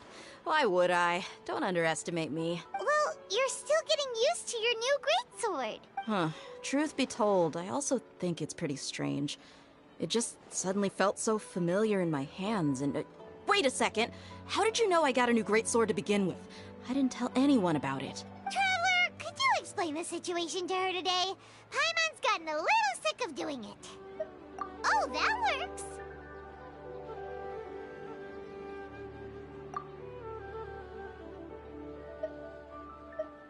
What happened to you guys while I was gone?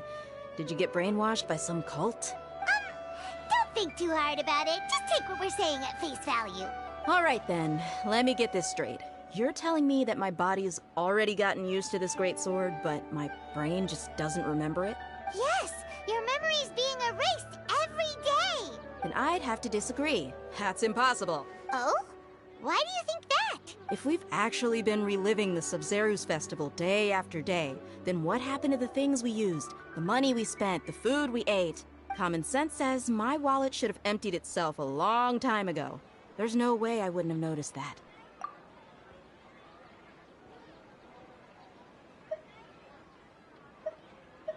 Right!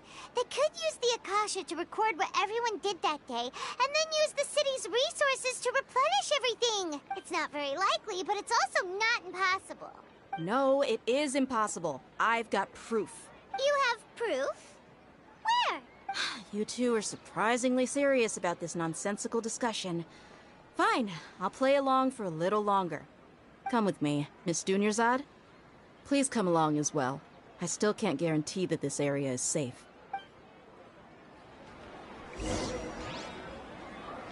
Paimon can't believe it's Dia who wants to show us something this time.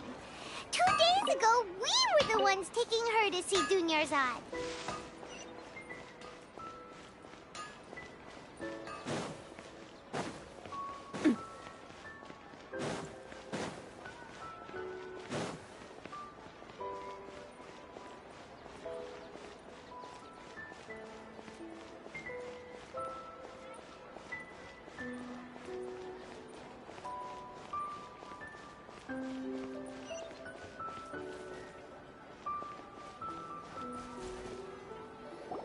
This is it.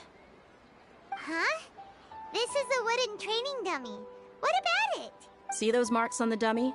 Those are the result of several days' worth of practice. Let's say the sages didn't replace it every day. Shouldn't it be hacked to pieces by now? That's true, but what if they did? Then the sages would have had to reproduce every mark I left during previous training sessions. I'm a professional fighter. My martial school has always emphasized the importance of refined control. The force, angle, and entry point of each strike is calculated and deliberate. That's why I remember every mark on the dummy, as well as my state of mind as I made each strike. It's just as they say, each swordsman has their own unique style, and even the same swordsman can't make the same cut twice. It would be impossible to copy these marks. Is it really impossible? What if they use some fancy machine to carve every single mark? People often say that a camera's photo can never replace an artist's painting because the former has no spirit to it. The same thing applies here. At a mere glance, I can differentiate carved marks from the results of combat training. Whew, I hope that cleared things up for you. Hey, is this that new brain exercise game that's been super popular with the scholars lately? It's surprisingly fun. Anyway, it's getting late. I should escort Miss Dunyarzad to Nilu's stage. See you later. Well, back to square one. Is our memory deletion theory also wrong? But at least we've reached some other conclusions in the... Yep, that's true. So, can we think of any new ideas right now? Strange? Paimon feels like everything's been strange lately. Huh? Leaving the city? You're right! It's really strange how we never thought of such a simple solution! Many things should become clear if we can confirm the flow of time outside of the city. Paimon can't believe it! Did we miss this because we're tunnel visioning too hard on our other theories? Or because we're just too tired? How about we go back and ask Nahida? Maybe we've forgotten something about leaving the city.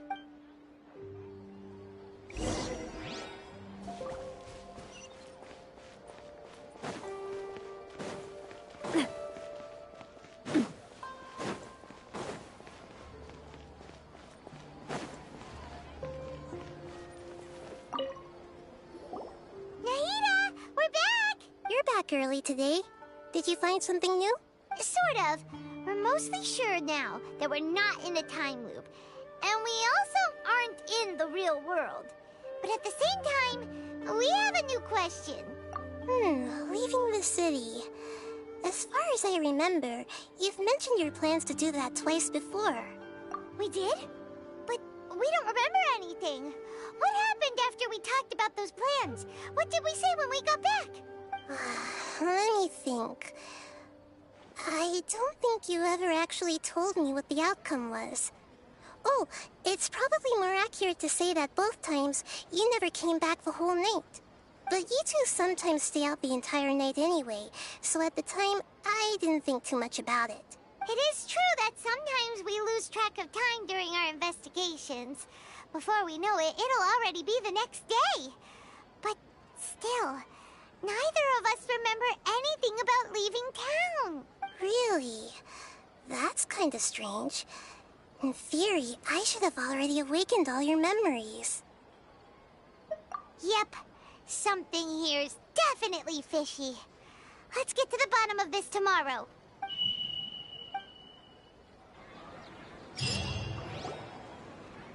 Our memories are back!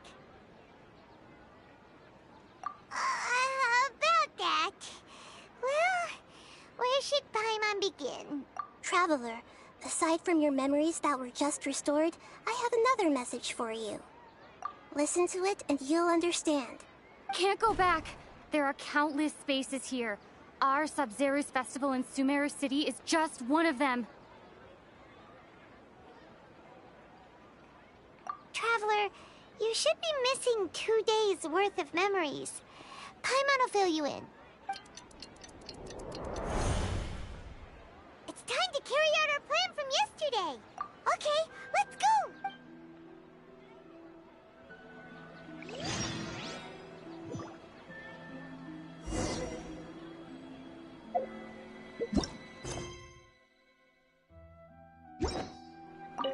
We don't have many more festivals.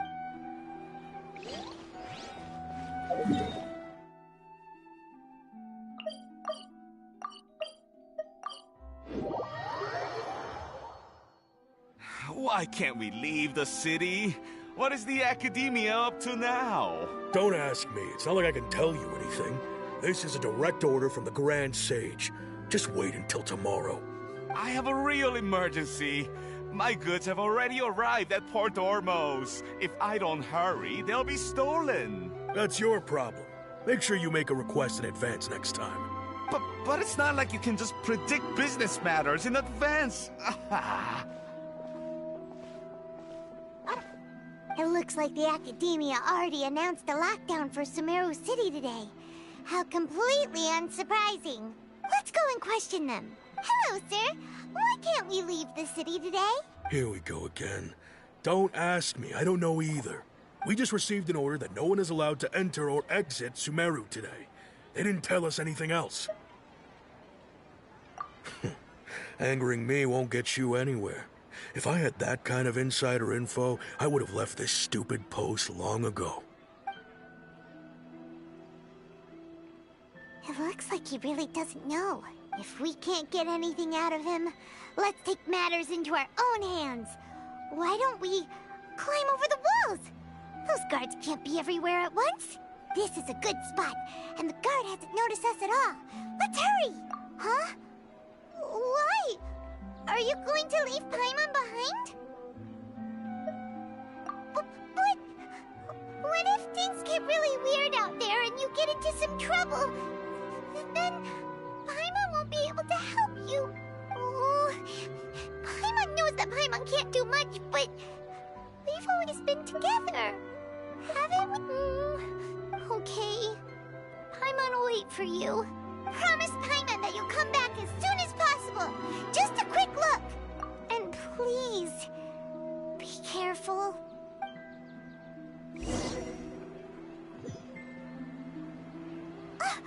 Memories! Traveler!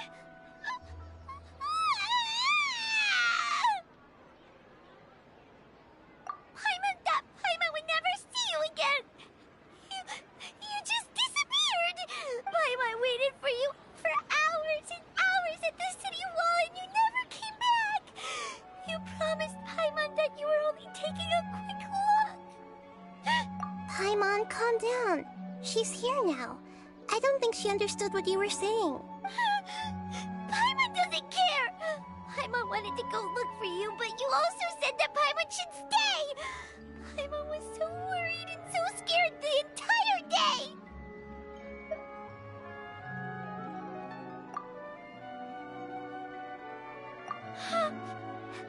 Okay. Paimon will forgive you.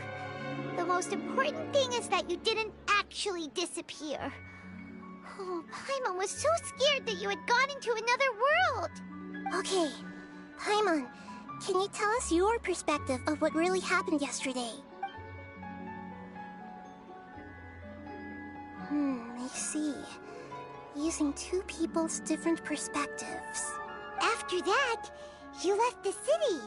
Paimon kept her eyes on you the whole time, but then you disappeared in an instant. No way! Paimon was watching you with the fullest attention. What's your perspective, Traveler? You sure you don't have any memory of this? I guess that explains everything. You also lost your memories the last 2 times you tried to leave the city. Those days' memories can't be awoken. So, if we leave the city, our memories will be completely erased? It really sounds like something big outside of the city is being hidden on purpose. But this way, we'll also never discover what's outside. Something like a message? But how can we send it back? Don't look at me like that. I'm not used to being stared at. Well... Okay. You want something that can pass on messages, right? Give me some time and take care of Dunyar's out for me. Yep! Now we're talking!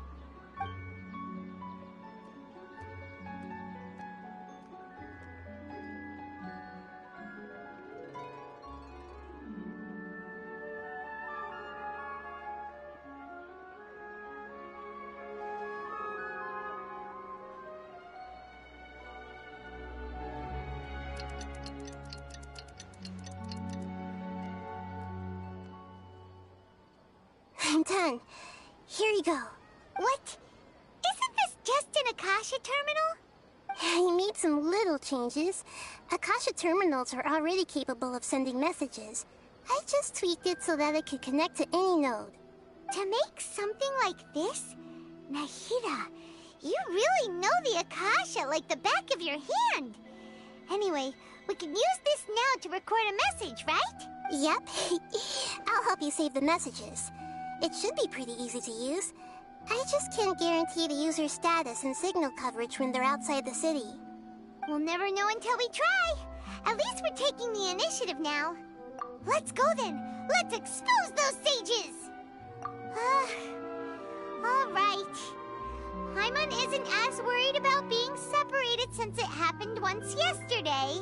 But Paimon still isn't happy about it. Okay, see you tomorrow, Traveler. That covers everything that's happened so far. Yes.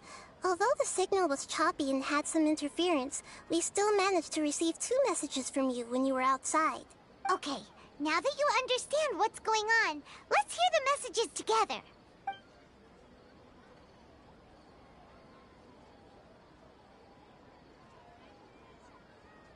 Can't go back. There are countless spaces here. Our Sub-Zero's festival in Sumeru City is just one of them. I've entered another space. Before me are flowing sandstone and howling fish. Impossible and surreal sights. All these spaces are empty. Except for the occasional ones that contain mute puppets rather than people. I can't sense any human presence.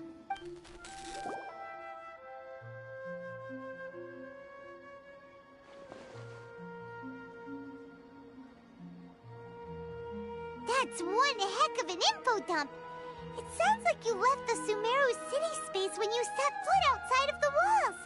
But everything looked completely normal when Paimon was looking out from the inside. That's unbelievable. And if we take your word for it, the other spaces all had very weird contents. There's another part here. We only received it last night. These spaces have been disappearing, one after the other, absorbed by something like a sun in the sky.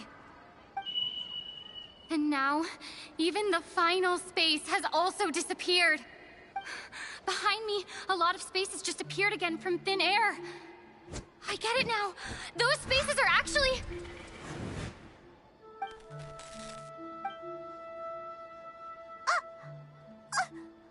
Why did the message end right there? What did the Traveler want to say? What are those spaces? Probably because yesterday just happened to end at that moment. Oh, right. Paimon did hear a beep from the Akasha. Did it come from...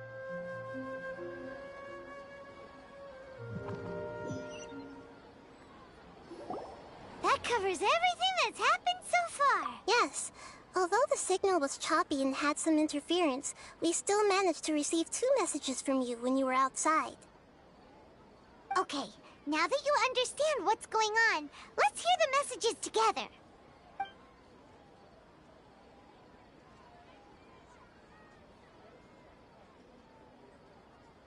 Can't go back. There are countless spaces here. Our Sub-Zero's festival... I've entered another space. Before me are flowing sandstone and... All these spaces are empty. Except for the occasional ones that...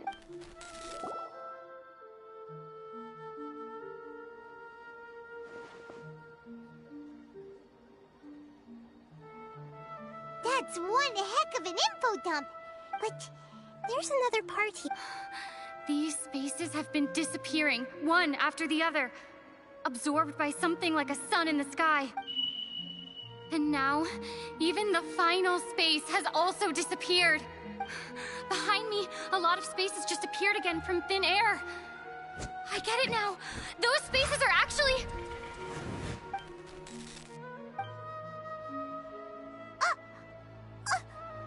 Why did the message end right? Probably because yesterday just happened to end at that moment. Oh, right. Paimon did hear a beep from the Akasha. Did it come from here or from the message? The message. It should have come from the Traveler's Akasha terminal. After the beep, Traveler said even the final space has also disappeared. Traveler, what do you think that final space could have been? All the bizarre spaces I saw outside the city had one thing in common. A lack of human presence. Was that space actually the real world? But wouldn't a real space just randomly disappearing like that be catastrophic? My impression is that each day in this samsara only ends at the sound of that beep from the Akasha. All the bizarre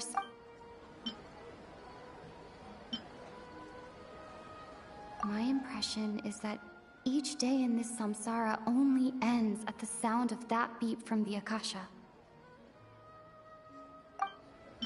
Was that space actually the real world? That doesn't sound right.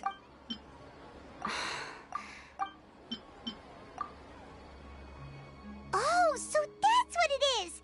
After the sound of the beep, the final space, the Sub-Zero's festival, also disappears, and we're taken to the next day. Later on, Traveler also mentioned a bunch of new spaces materializing behind them.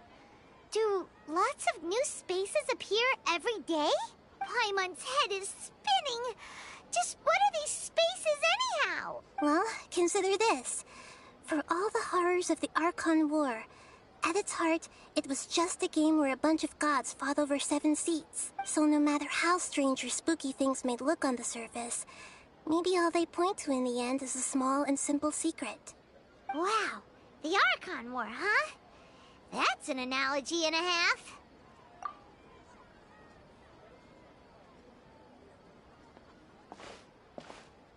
Hey, where are you going?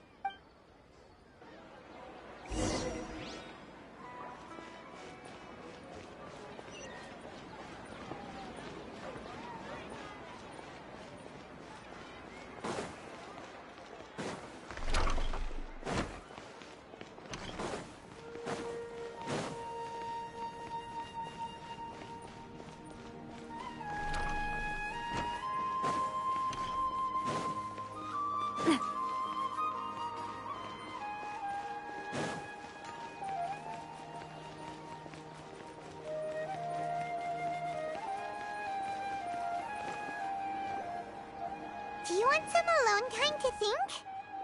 All right then, Paimon won't disturb you.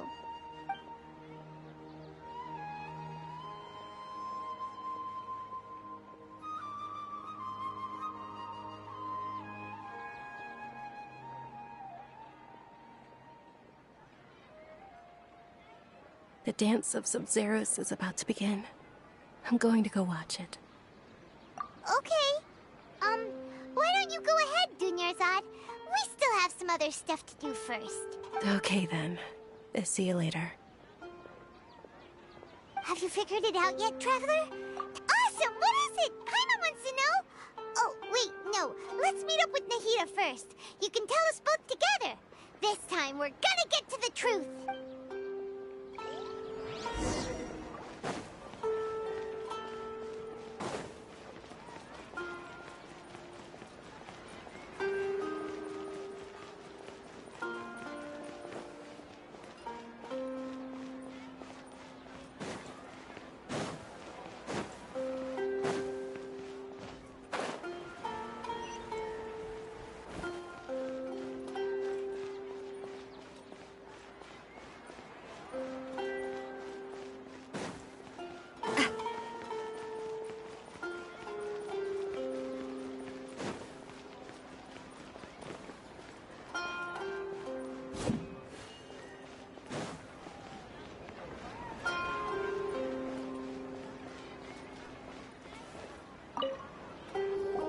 You're back! I've been waiting forever for you two.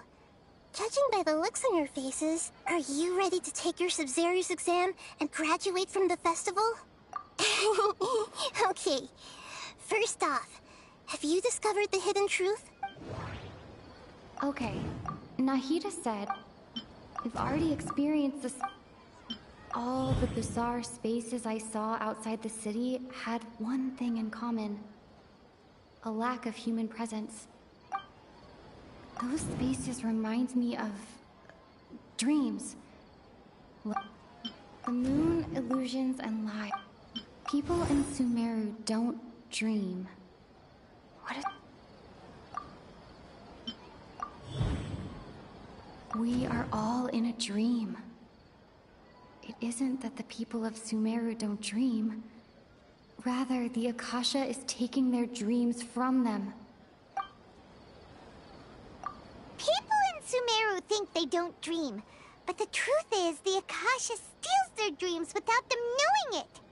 And those spaces with no human presence are stolen dreams without their host. That would explain why they sounded so weird when she was trying to describe them. Huh. So people in Sumeru do dream after all. In fact, we're all in one big dream together right now. Correct answer. Now, how did you conclude that the Akasha is capable of this?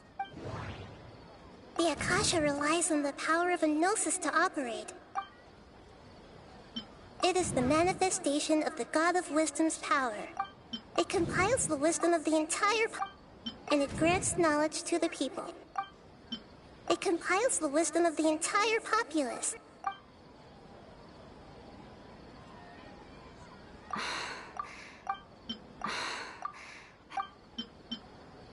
Oh, okay. Those dream-controlling creatures in the forest also get their power from the Dendro Archon, right? That would explain why the Akasha has the ability to control people's dreams, too. But is stealing everyone's dreams really how the Akasha compiles their wisdom? Isn't there anything more to it than that? Dreams are fantastical, complex, and full of imagination. People's brains are the most active when they're dreaming. In other words, dreams are rich bundles of human wisdom. So, in other words, the complete opposite of how Hypatia understood it. Paimon remembers her saying that the sages think dreams are foolish delusions, and the fact that no one dreams is a blessing from Greater Lord Rukkhadevata. So it was all a dirty trick? The real story is that the sages from the Academia are using the Akasha to steal people's dreams for their own use, huh? Oh? By the sounds of it, you understand the current situation pretty well. So then, what about the Samsara?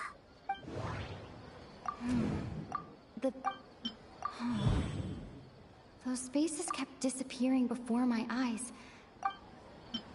Those dreamscapes kept vanishing.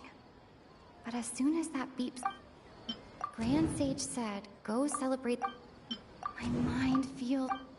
We've already experienced the Sub-Zeru's festival.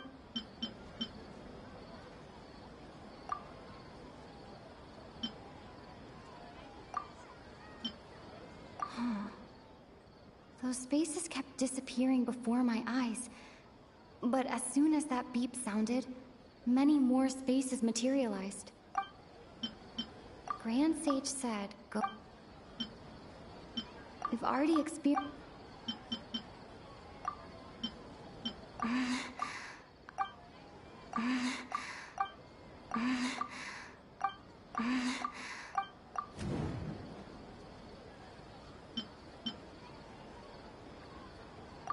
Correct.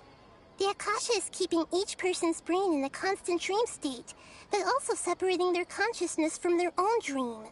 Their disembodied consciousness is placed inside the collective dream of the Sub-Zeru's festival along with everyone else's, while their now vacant dreams are harvested by the Akasha. No one is any the wiser as another day passes in the dream, and so begins another samsara cycle. People wake up to yet another dream about the Sub-Zeru's festival.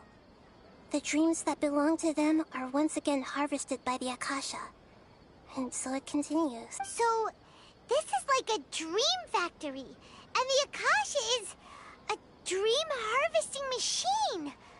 Did Paimon get that analogy right? Very good, Paimon. Using analogies well is an excellent habit to get into. Okay, so that beep we keep hearing is actually from our real-life Akasha terminals. Taking off our terminals in this dream doesn't do anything. All right, last question. Who am I? They say that alchemical divination is the Dendro Archon's divine revelation. So then, if Nahida has referred to herself as the moon... Now that I think about it, wasn't illusions a hint that we're all dreaming? Now that I think about it... So you noticed. I thought that one would be the hardest question. That's why I put it last. That wasn't hard at all. Even Paimon guessed that. Everything about you is different. We just didn't want to expose you is all. Now that you mention it, Nahida, you've been hinting to us since the very beginning. It's funny. Thinking back to when we were asking all over the place for info about Lesser Lord Kusanali. Paimon didn't expect to meet you like this. Yes, those can wait until we're back in real life. On the other hand, I'd be happy to answer any more questions you have about here and now. You asked me this question before. My answer was, it would literally blow your minds. Now that you know this is all a dream, this answer should hopefully make more sense. Have you heard the saying, don't wake a sleepwalker? Likewise, if someone suddenly had told you all this instead of you learning it on your own, your notion of reality and dream would be thrown into irreversible confusion. I couldn't expose you to that kind of risk. That's why I could only give you very subtle hints and some suggestions. Long story short, I'm really sorry I had to keep you guessing. Firstly, this dream we're in is completely based on reality. People have already experienced this Sub-Zero's festival, so it would be very difficult for them to find anything that strikes them as surreal. Secondly, you're probably wondering why people don't have any memories from earlier samsara, right? That's because people don't remember their dreams most of the time anyway. And in any case, their actual dreams are being taken away from them by the Akasha. So whenever they wake up in this dream of the Sub-Zero's festival, they don't remember anything from their previous identical dream. That reminds Paimon. Traveler had a dream when we were in the Avidia forest, but couldn't see what it was about after waking up. Is that an example of what you mean? Yes. Only after receiving the blessing of Dendro can a person gain the Dendro element's dream-enhancing power. That explains the feelings of deja vu. Meanwhile, everyone else has no idea that they are in the Sub-Zero's festival samsara, while their dreams are stolen from them over and over again. Can humans really keep dreaming forever like this? Will it ever end? And if so, when? You might say your mental fatigue has already answered this question. Eventually, there's only so much that people can tolerate, especially those whose health is compromised to begin with, like Dunyarzad.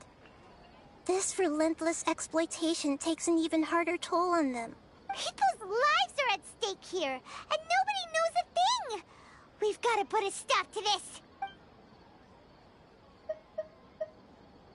I know, right? Why did they have to base this dream on my birthday? Could it really just be a coincidence? Even you don't know the reason? Wow, now that's strange. The Academia sages are determined to harvest lots of dreams in a short time, no matter the cost. They have to be up to no good. Unfortunately, I don't know anything about it. Traveler, do you have any information? Those spaces remind me of... dreams. Okay, Nahida said... Okay. Grand Sage said...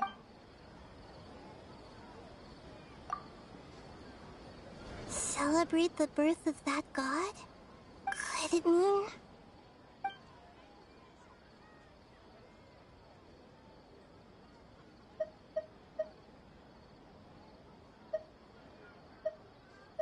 deceiving the people of Sumeru with no regard for their safety. No matter what they're trying to do, this is unforgivable. After we end the Sub-Zero's festival samsara, we have to look into them. How can the sages of the Academia do this behind their Archon's back?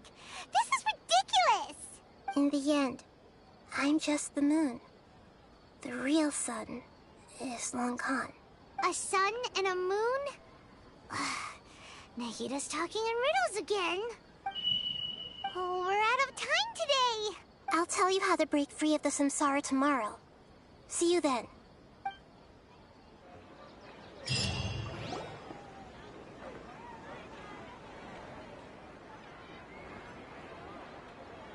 Good morning, Nahida. Wait. Now that Paimon remembers everything, should we instead say good morning, Lesser Lord Kusanali?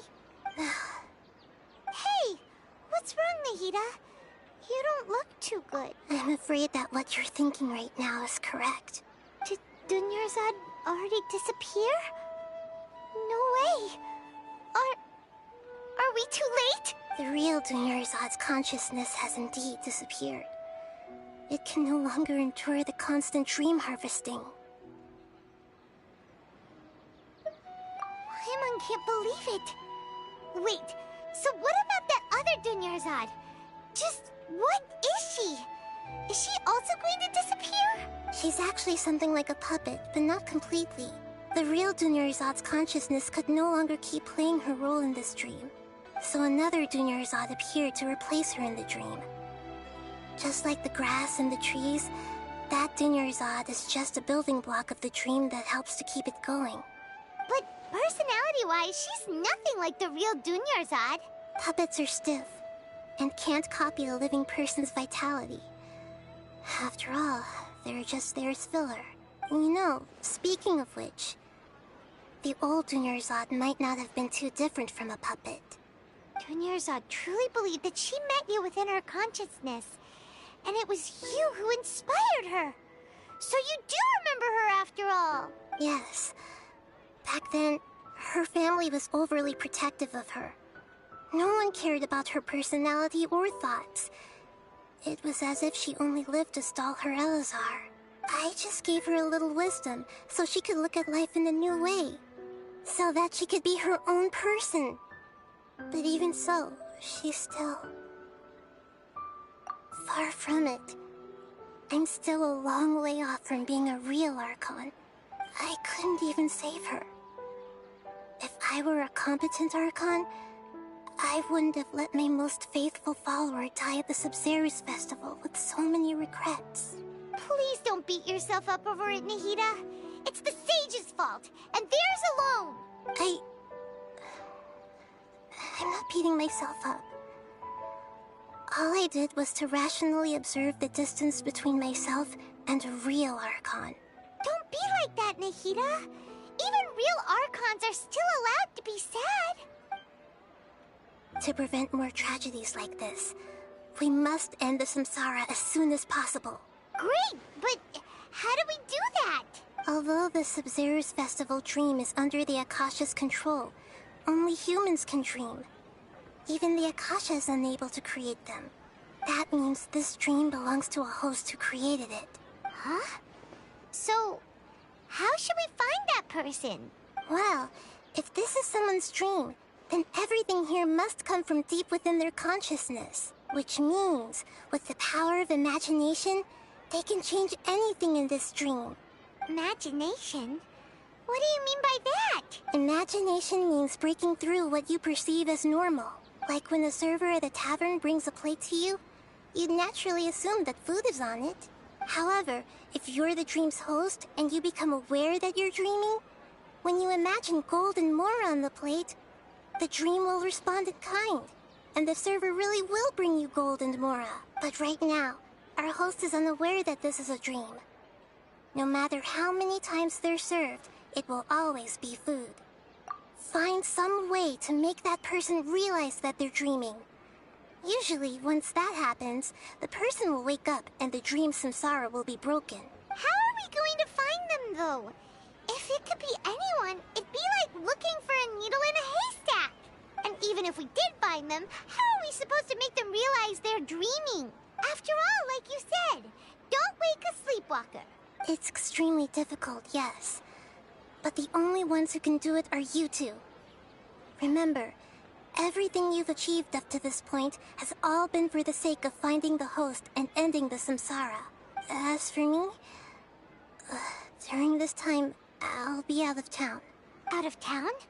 Are you going to that place full of dreams where the traveler went? Yes. I want to try something. There must still be a small wisp of possibility. Hurry and go. Dreams are supposed to be fantastical, romantic, and full of pleasant surprises. Unnecessary things like this samsara need to end. Paimon's still a little upset that we've come this far only for Dunyarzad to... She was such a good person, with such a simple wish. But fate was against her. Yeah, saving Dunyarzad is what kept us going this whole time. But we mustn't lose hope, Traveler. Dunyarzad would definitely want to see us save everyone else. So let's break the samsara for her sake. Paimon's wondering, do you think the sages would get one of their own to be the host of this stream? Feels like it would be easier to control it that way, no?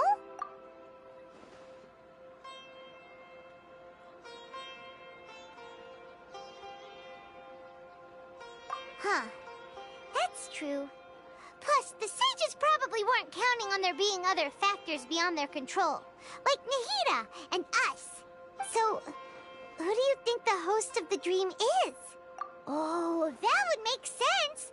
Ferris, the Knight of Flowers, is a symbol of the whole Sub-Zero's festival, right? Pretty core character. Let's go ask him some questions, shall we?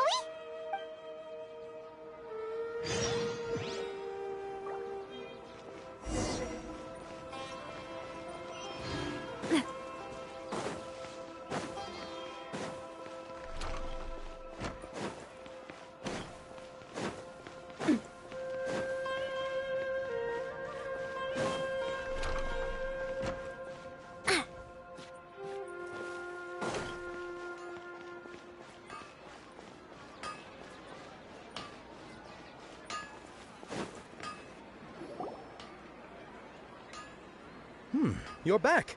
You left in a hurry last time. Is everything okay? Everything's fine. Just, it's a little hard to explain. Would you mind taking part in a little experiment with us? An experiment? That came out of nowhere. I'm listening, though. What do you need me to do? Could you make a wish? You want me to make a wish? Is that a new Sub-Zero's festival tradition or something? Less questions, more wishing! Okay.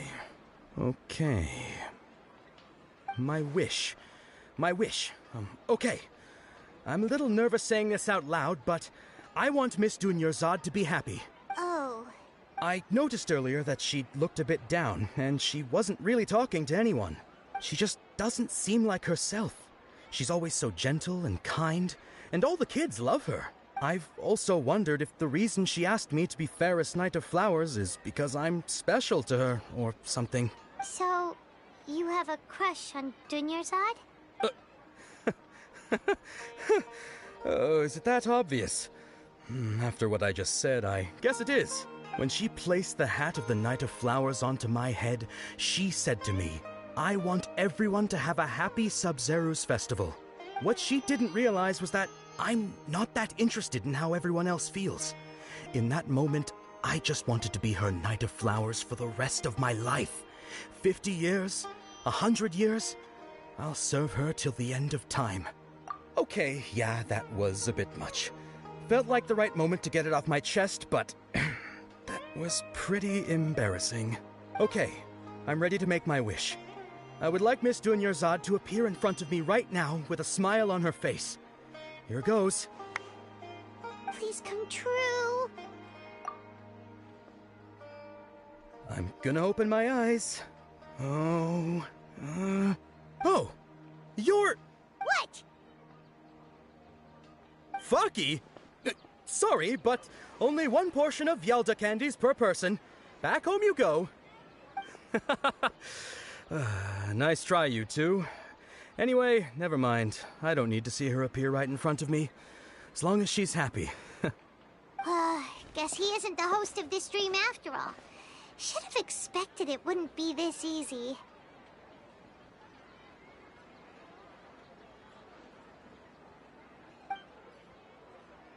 It seems like everyone who knows Dunyarzad loves her. But none of them has any idea that she... My lady, step back. That sounds like Dia! Oh, right. This is when Dunyarzad bumps into the kidnappers. Huh? But Dia can handle them! Hey, Traveler!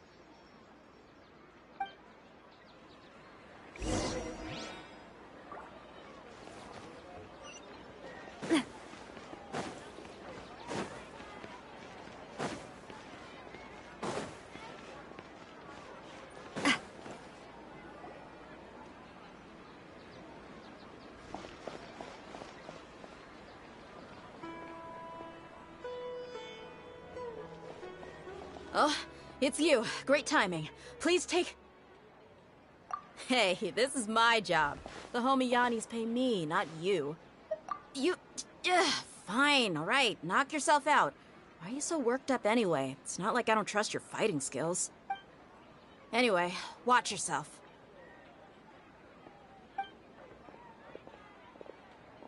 So you got yourself some backup. Suit yourself. You're going down! That's close enough. A new punch. Lucky today. Oh, the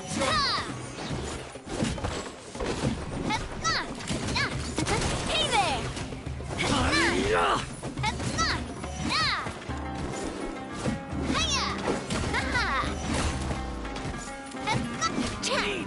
No more tricks up your sleeve.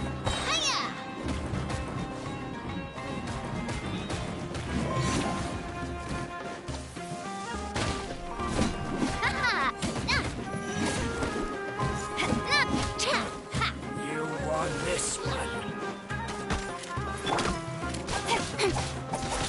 Incoming.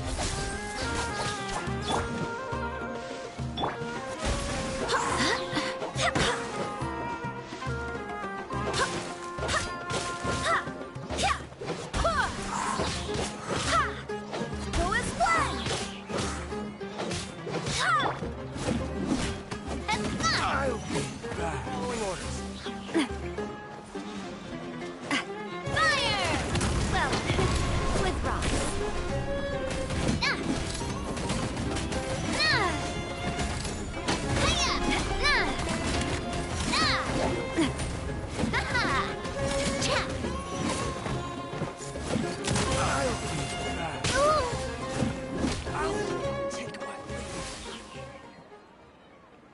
Traveler, were you just taking your anger out on those guys?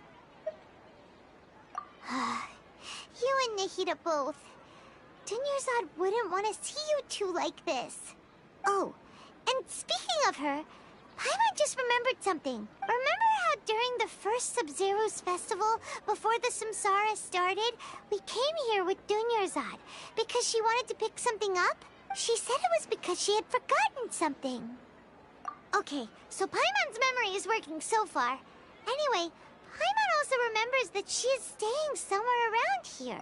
Yeah, even if it's only a tiny clue, it'll probably still help us more than this needle in a haystack search. This is the place. It's rude to enter other people's spaces without permission, but desperate times call for desperate measures. Hey, the windows are unlocked.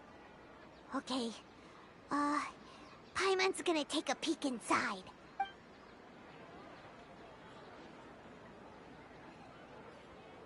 This was only a temporary residence, so there was pretty much nothing inside except this book on the table.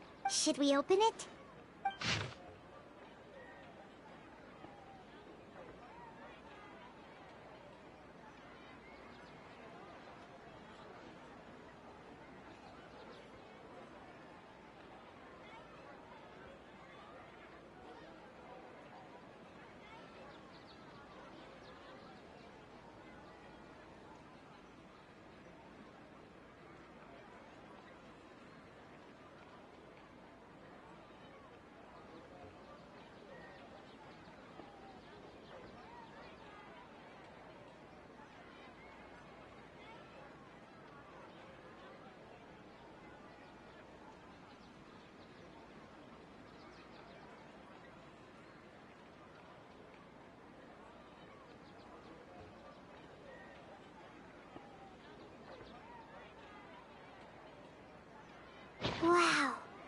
Dunyarzad wrote all of this.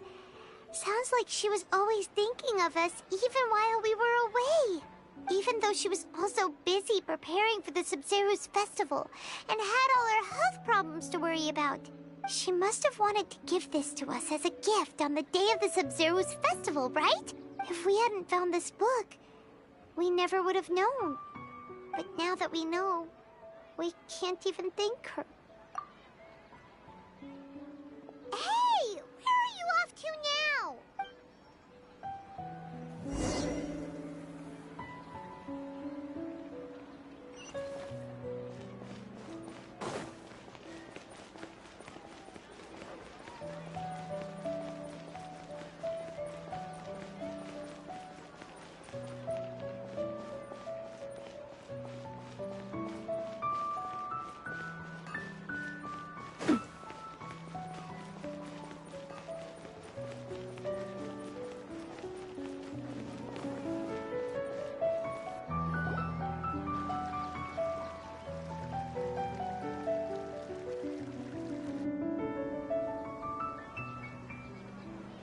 It's Dunyarzad's puppet.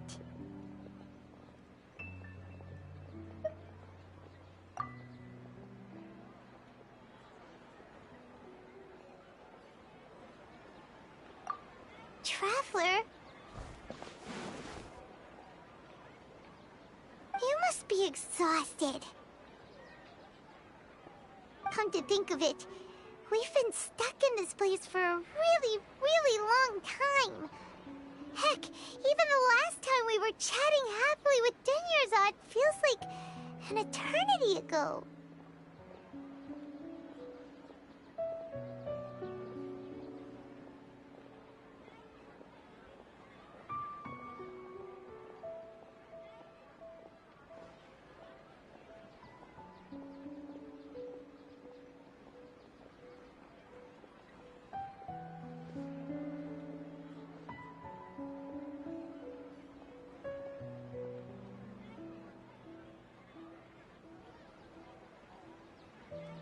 Paimon still remembers when we were sitting here, and the way her eyes sparkled when she talked about Milu's Dance of Sub-Zerus. There will always be frustrations in life, but I know that the point of living is not to leave behind any regrets.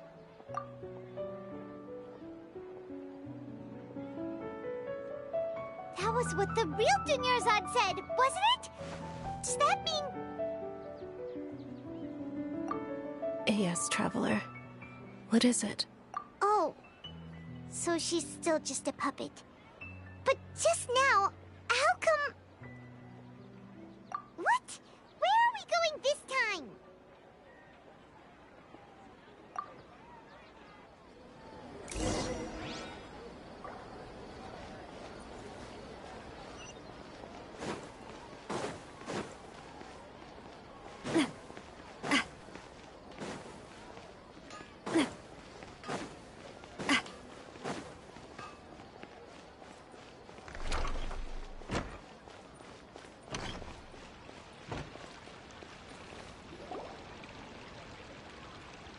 If you continue to resist, we will have to order an investigation into every single event organizer. The Grand Sage has already granted you much leniency.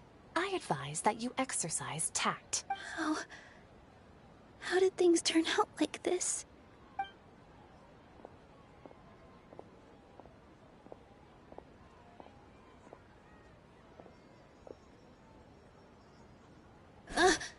Traveler? You don't have to get involved.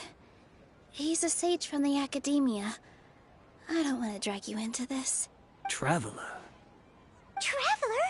What the heck are you doing? If you get arrested by the academia, that's another day gone to waste!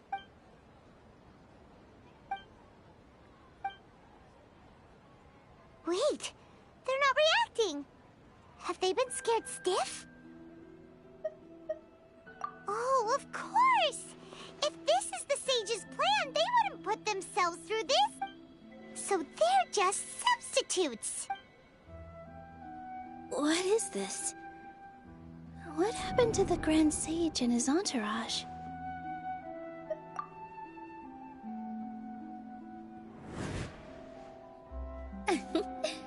Like I said, they symbolize the goddess of flowers. It's just a shame that all the real Padisaras went extinct after her death. Yes. The Greater Lord brought forth new Padisaras in memory of the goddess of flowers. But she ultimately could never truly replicate that beautiful shade of purple.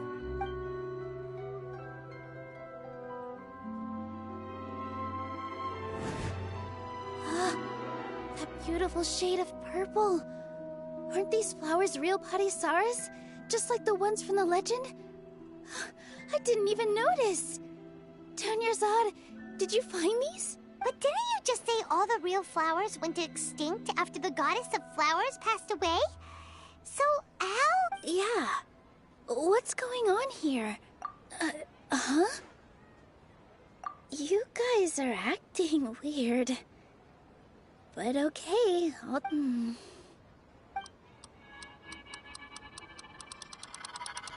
Hey! They disappeared! So Nilu's the host! What a surprise! Purple Padisaras don't exist in the real world anymore! You assumed there would be real Padisaras in the flower pots! So when you saw the flowers, you instantly knew it was Nilu? But if we want to end the samsara, we need the host to become aware that they're dreaming! How should we make Nilu realize that? Am I dreaming? Huh? So I'm right. Is this Lesser Lord Kusanali responding to our celebration of the Sub-Zeru's festival? Wrong guess, but you aren't completely wrong either. The point is, what made you think this is a dream? As far as you know, people in Sumeru don't dream, right? Yeah, but have you heard the tale of the first sage? To prevent a calamity, he went on a journey to find the Dendro Archon. Ooh, sounds familiar. Dunyarzad told us a story like that when we first arrived in Sumeru City. So it was about the first sage, huh? Yep, but in the part you heard, he hadn't become the first sage yet. There's more to the story. His piety and wisdom were acknowledged by the Dendro Archon, and she finally gave her blessing to him. All kinds of spectacular scenes appeared in front of the first sage, as if all the knowledge in the world was being painted onto a canvas right before him. He was captivated.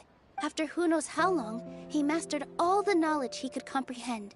Afterward, he said to the Dendro Archon, "I miss my parents, my wife, and my children. I've been away from home for far too long. They must be worried." The Dendro Archon smiled. The next second, the sage found himself lying in his bed, as if he had just woken up from a dream. His wife, lying next to him, said, "You're off to search for the Dendro Archon today, aren't you? Have a safe journey, my love." In the end, the first sage took care of many disasters in Sumeru City and founded the Academia. What a happy ending. So, the first sage was dreaming ever since the beginning of the story? He never went on his journey? Yes. But his faith and determination were conveyed to the Dendro Archon, so she blessed him in the form of a dream. Paimon understands where you're coming from now. That's a really interesting connection. But we really gotta wake up soon, like the sage in the story! I see. Well, it just so happens that today's Sub-Zeru's festival is almost over too.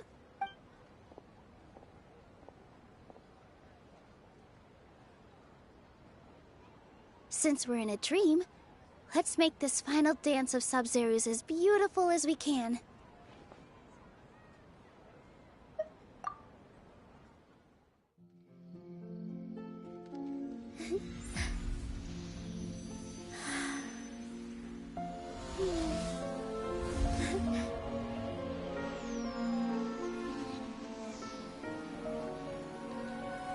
The wait is over, everyone.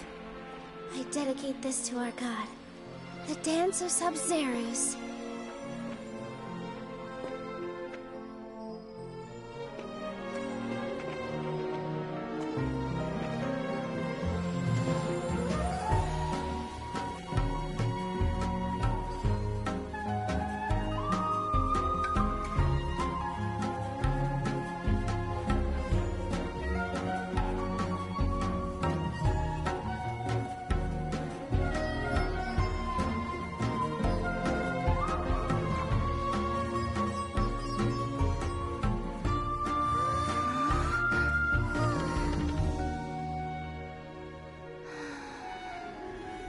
I'd be lying if I said I had no regrets.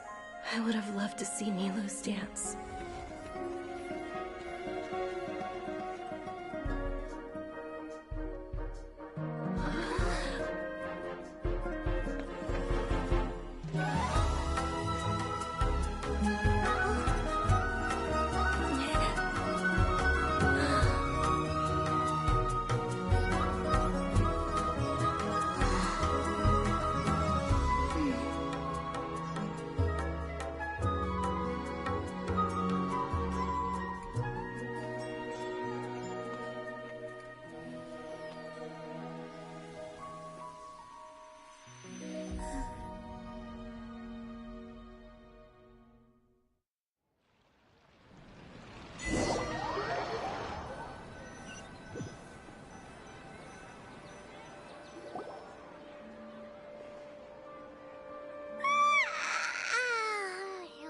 Good morning, traveler. Oh, Paimon feels like she's been asleep for the longest time. Paimon's head feels super heavy. Did we oversleep? Do you even remember going to sleep last night? Paimon thinks it was after the Sub-Zero's festival. The Sub-Zero's festival! Have we finally escaped from the Sub-Zero samsara? Quick! Take off your Akasha terminal!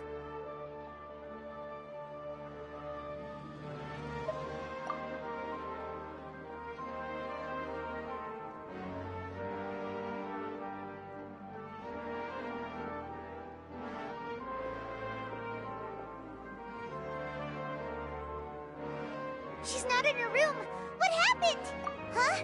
What usual spot?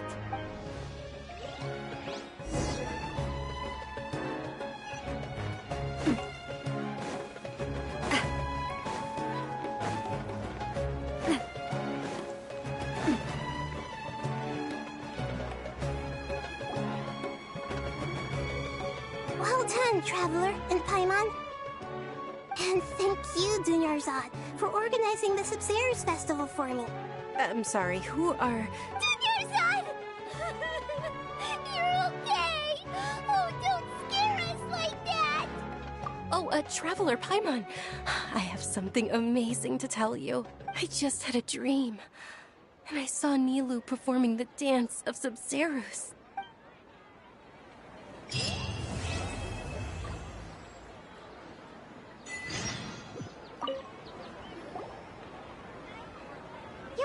Actually Nahida, aren't you? Paimon felt like Catherine was acting weird when we met at the Sub-Zero's festival. And... Dunyarzad, did you save her? It's a really long story. We shouldn't disturb her. Her consciousness is still weakened.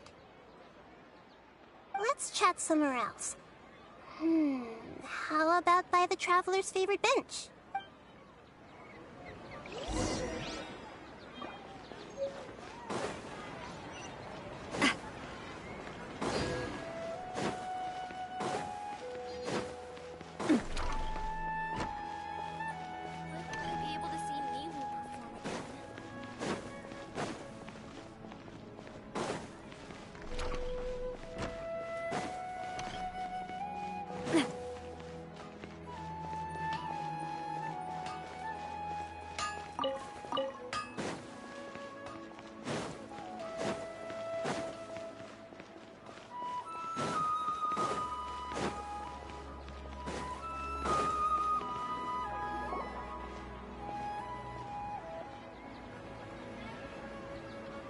Let's talk about Dunyarzad first. It's such a relief that she's all right. After we parted on the last day of the Sub-Zero's festival, I left the city and saw what the Traveler had described. Among the countless dreams, I found one that was growing fainter and fainter. This proved my suspicion. Once Dunyarzad could no longer bear the Akasha harvesting her dreams, her consciousness began to dissipate. But this also meant it escaped the Akasha's control. Such a small fragment of consciousness can't last for very long, though. It will return to its original dream, where both will gradually fade until they completely disappear. I used all the power I had to keep her dying dream alive as long as possible. But it still wouldn't have lasted for much longer if it hadn't been for you two breaking the samsara. So it looks like we did manage to save Dunyarzad in the end. And not a moment too soon. Huh? Why are you two smiling so happily? I thought you'd be so moved that you'd start crying. I need to spend more time observing human emotions. Both are fine. Everyone reacts differently. All right. You two must have a lot of other questions for me, right? After all, you saved my faithful believer. As your reward, I will answer any and all questions. At the Avidia Forest, there was this incense that made the traveler fall unconscious and dream of a huge tree and a red sky. You also heard someone's voice, right? It said world and forget me. Yeah, so you do know. We've been wanting to ask you what that was about, and if the red sky was related to Conria. It seems like the traveler established a connection to Irminsul. That was a message left by Greater Lord Rukkhadevata's residual consciousness in Irminsul. Perhaps her last memory before she died. As you two probably know, Greater Lord Rukkhadevata disappeared after the disaster in Conria. The timings of these events do line up, so your suspicions are reasonable. A message from Greater Lord Rukkhadevata? We thought it was from King Deshret. King Deshret? That god who died even longer ago? Some present-day desert dwellers still worship him. You probably just heard some of their conspiracies. Okay, so what does the message mean? I still haven't managed to decipher it. Even the Akasha isn't currently capable of doing that. Greater Lord Rukkhadevata's residual consciousness in Irminsul seems to be contaminated with something that has a very dangerous aura to it. Many devoted scholars go mad as soon as they connect their consciousness. I've warned the Academia about this many times, but people still keep falling victim to it. But I believe this is the key to saving Irminsul. That's why I've kept trying to decipher it. So the tree in the vision was Irminsul? Oh, Tainari also said that Irminsul is sick! Is it because of the contaminated consciousness? But even if you can't figure out what that vision was all about, it seems like our search for you was all in vain. The Traveler wasn't affected after coming in contact with that consciousness. I've never seen anyone like that. With you here, we may have a chance at deciphering it. No, we must decipher its secrets. I've already eliminated all other factors that might affect Irminsul. This is the only one left. This puzzle has life and death at stake. It could determine Irminsul's fate, as well as Tevat's. To be accurate, I'm using the Akasha as a medium to occupy Catherine's consciousness. How did you do that? Poor Catherine. Does this mean you can also occupy other people's consciousnesses? Theoretically, I can enter anyone's mind as long as they're wearing their Akasha terminal. The Akasha is the legacy of Greater Lord Rukkhadevata. As Lesser Lord Kusanali and the first Akasha terminal, my consciousness has always been linked to the Akasha. I've always respected my people's free will, so I've never actually occupied their consciousness. When necessary, I just borrow this bionic Snezhnayan puppet. Hold on. Did we just learn some deep, dark secret? So Catherine is... No wonder Paimon felt something was off about her. What about your own body? Why do you need to borrow other people's? Don't you live in the sanctuary of Surasthana? That story begins a long time ago. After Greater Lord Rukkhadevata disappeared, the sages found my newly born self and took me back to Sumeru. At that time, I was young and weak. The sages kept me in the sanctuary of Surasthana, ostensibly for the sake of protecting me. But I've hardly heard from them since. However, I do understand that they had hoped to find Greater Lord Rukkhadevata instead of me, a symbol of her passing. So, the sages basically put their new Archon under house arrest? How dare they! Why don't you teach them a lesson, Nahida? In some ways, they aren't wrong. Greater Lord Rukkhadevata was omniscient and omnipotent. Even after her death, the Akasha is still empowering this nation. And I'm still really far away from being able to call myself the God of Wisdom. Moreover, the Academia is also more proficient at governing this country. My existence has little meaning. Yeah, you got a lot of believers. Just look at the Sub-Zero's festival. Everyone who showed up truly loves you. Thank you for the kind words.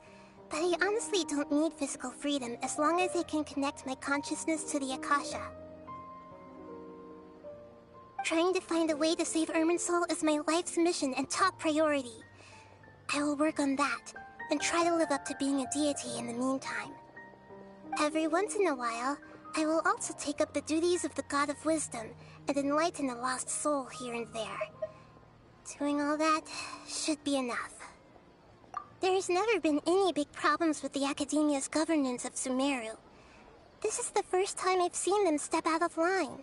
I wonder what caused them to go down this path, and what they hope to achieve. Even though the city's residents haven't noticed anything strange, if the Traveler hadn't broken the Sub-Zero Samsara, the situation could have become dire. I tried to do some investigating in the Akasha, but I couldn't find anything suspicious. And all the people of interest seem to purposely avoid wearing their Akasha terminals. I think they're deliberately trying to hide something. Oh, that reminds Paimon. In Gandharvaville, there was a sage who had invited Tainari to join some kind of project. Could it be related? Regardless, I need to first investigate the sage's motives, make things right, and punish them if needed. But I'll have to be discreet, or they'll see me coming. You mean how the Akasha stops you from having dreams? Yeah, it's been such a long time. No one's noticed something's up? It's not that no one noticed. It's more like no one cared. Ultimately, it's all rooted in the sage's misdirection. Misdirection? The sage has convinced everyone to believe that being unable to dream is a sign of rationality and wisdom.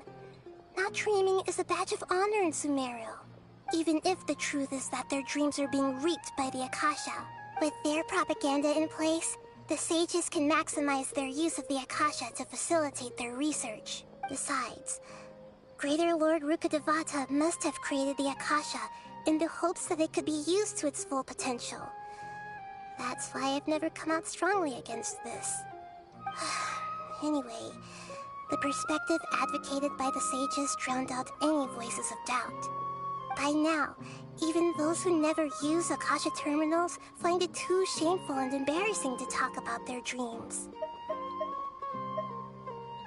Got it! I hope my answers were satisfactory, seekers of knowledge. To be honest, maintaining Dunyarzad's fading dream took a lot of mental energy. I think I may need to rest for a while. Oh, and you don't need to worry too much about the sage's activities for now. The Akasha won't be able to conduct another project on the scale of the Sub-Zero Samsara in the immediate future. Go and get some sleep. Leave everything to us. What a relief. This is truly the most exhausting birthday I've ever had. Traveler? Paimon? Why am I here? Do either of you know? Maybe you were sleepwalking. You know you can't wake up a sleepwalker. We happened to walk by, so we thought we'd wait for you to wake up. I see. I should visit my maintenance personnel sometime. Oh, I'm fine. I better go. Thank you.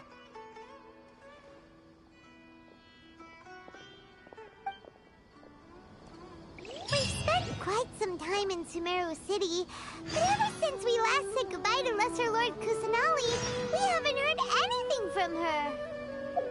Aww.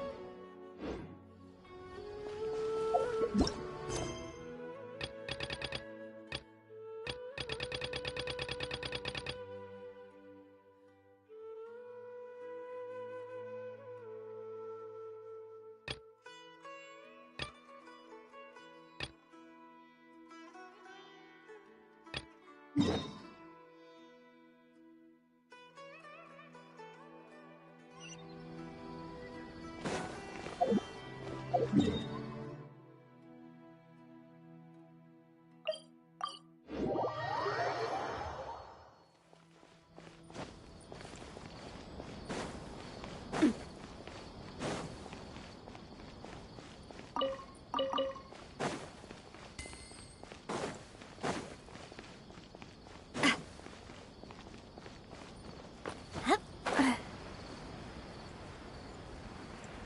there a new request from the Academia? When I hand this...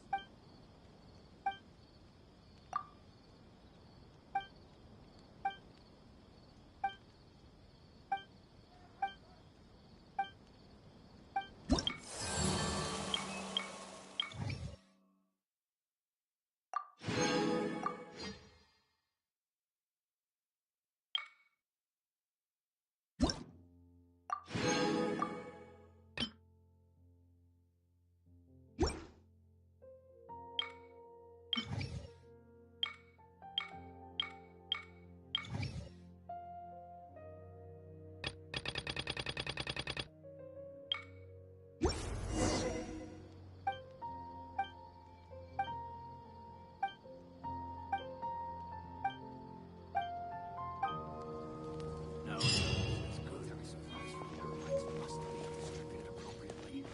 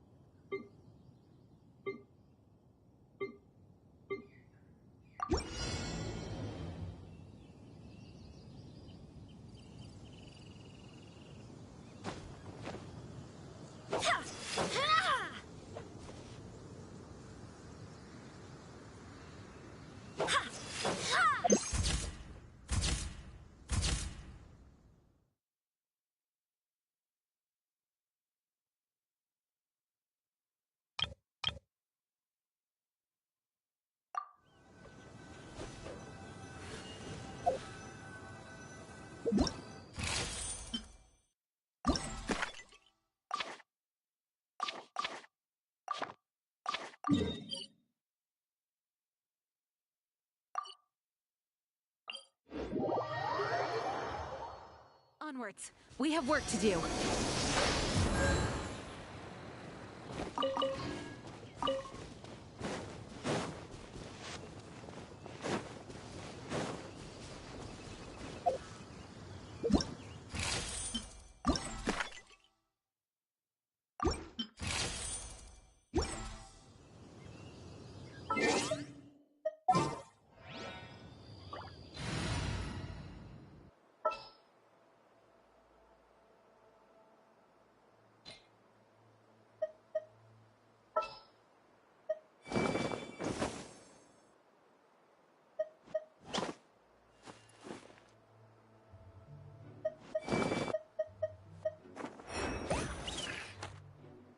Is there time to sneak in some dim sum first?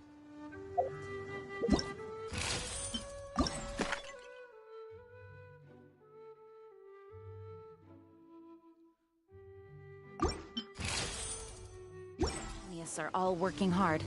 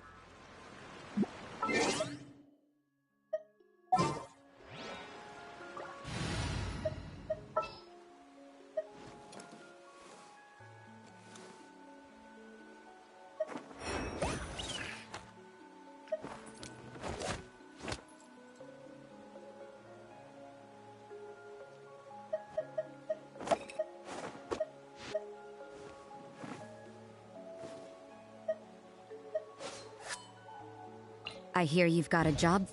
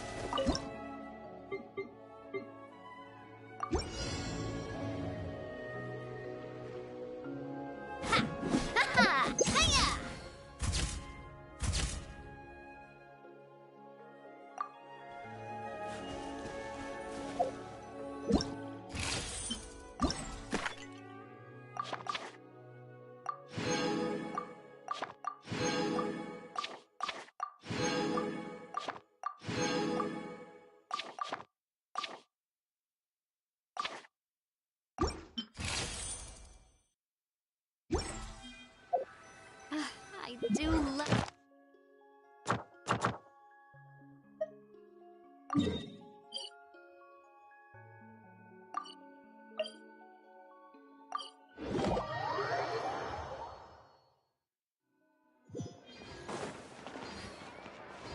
Ad Astra Abyssal.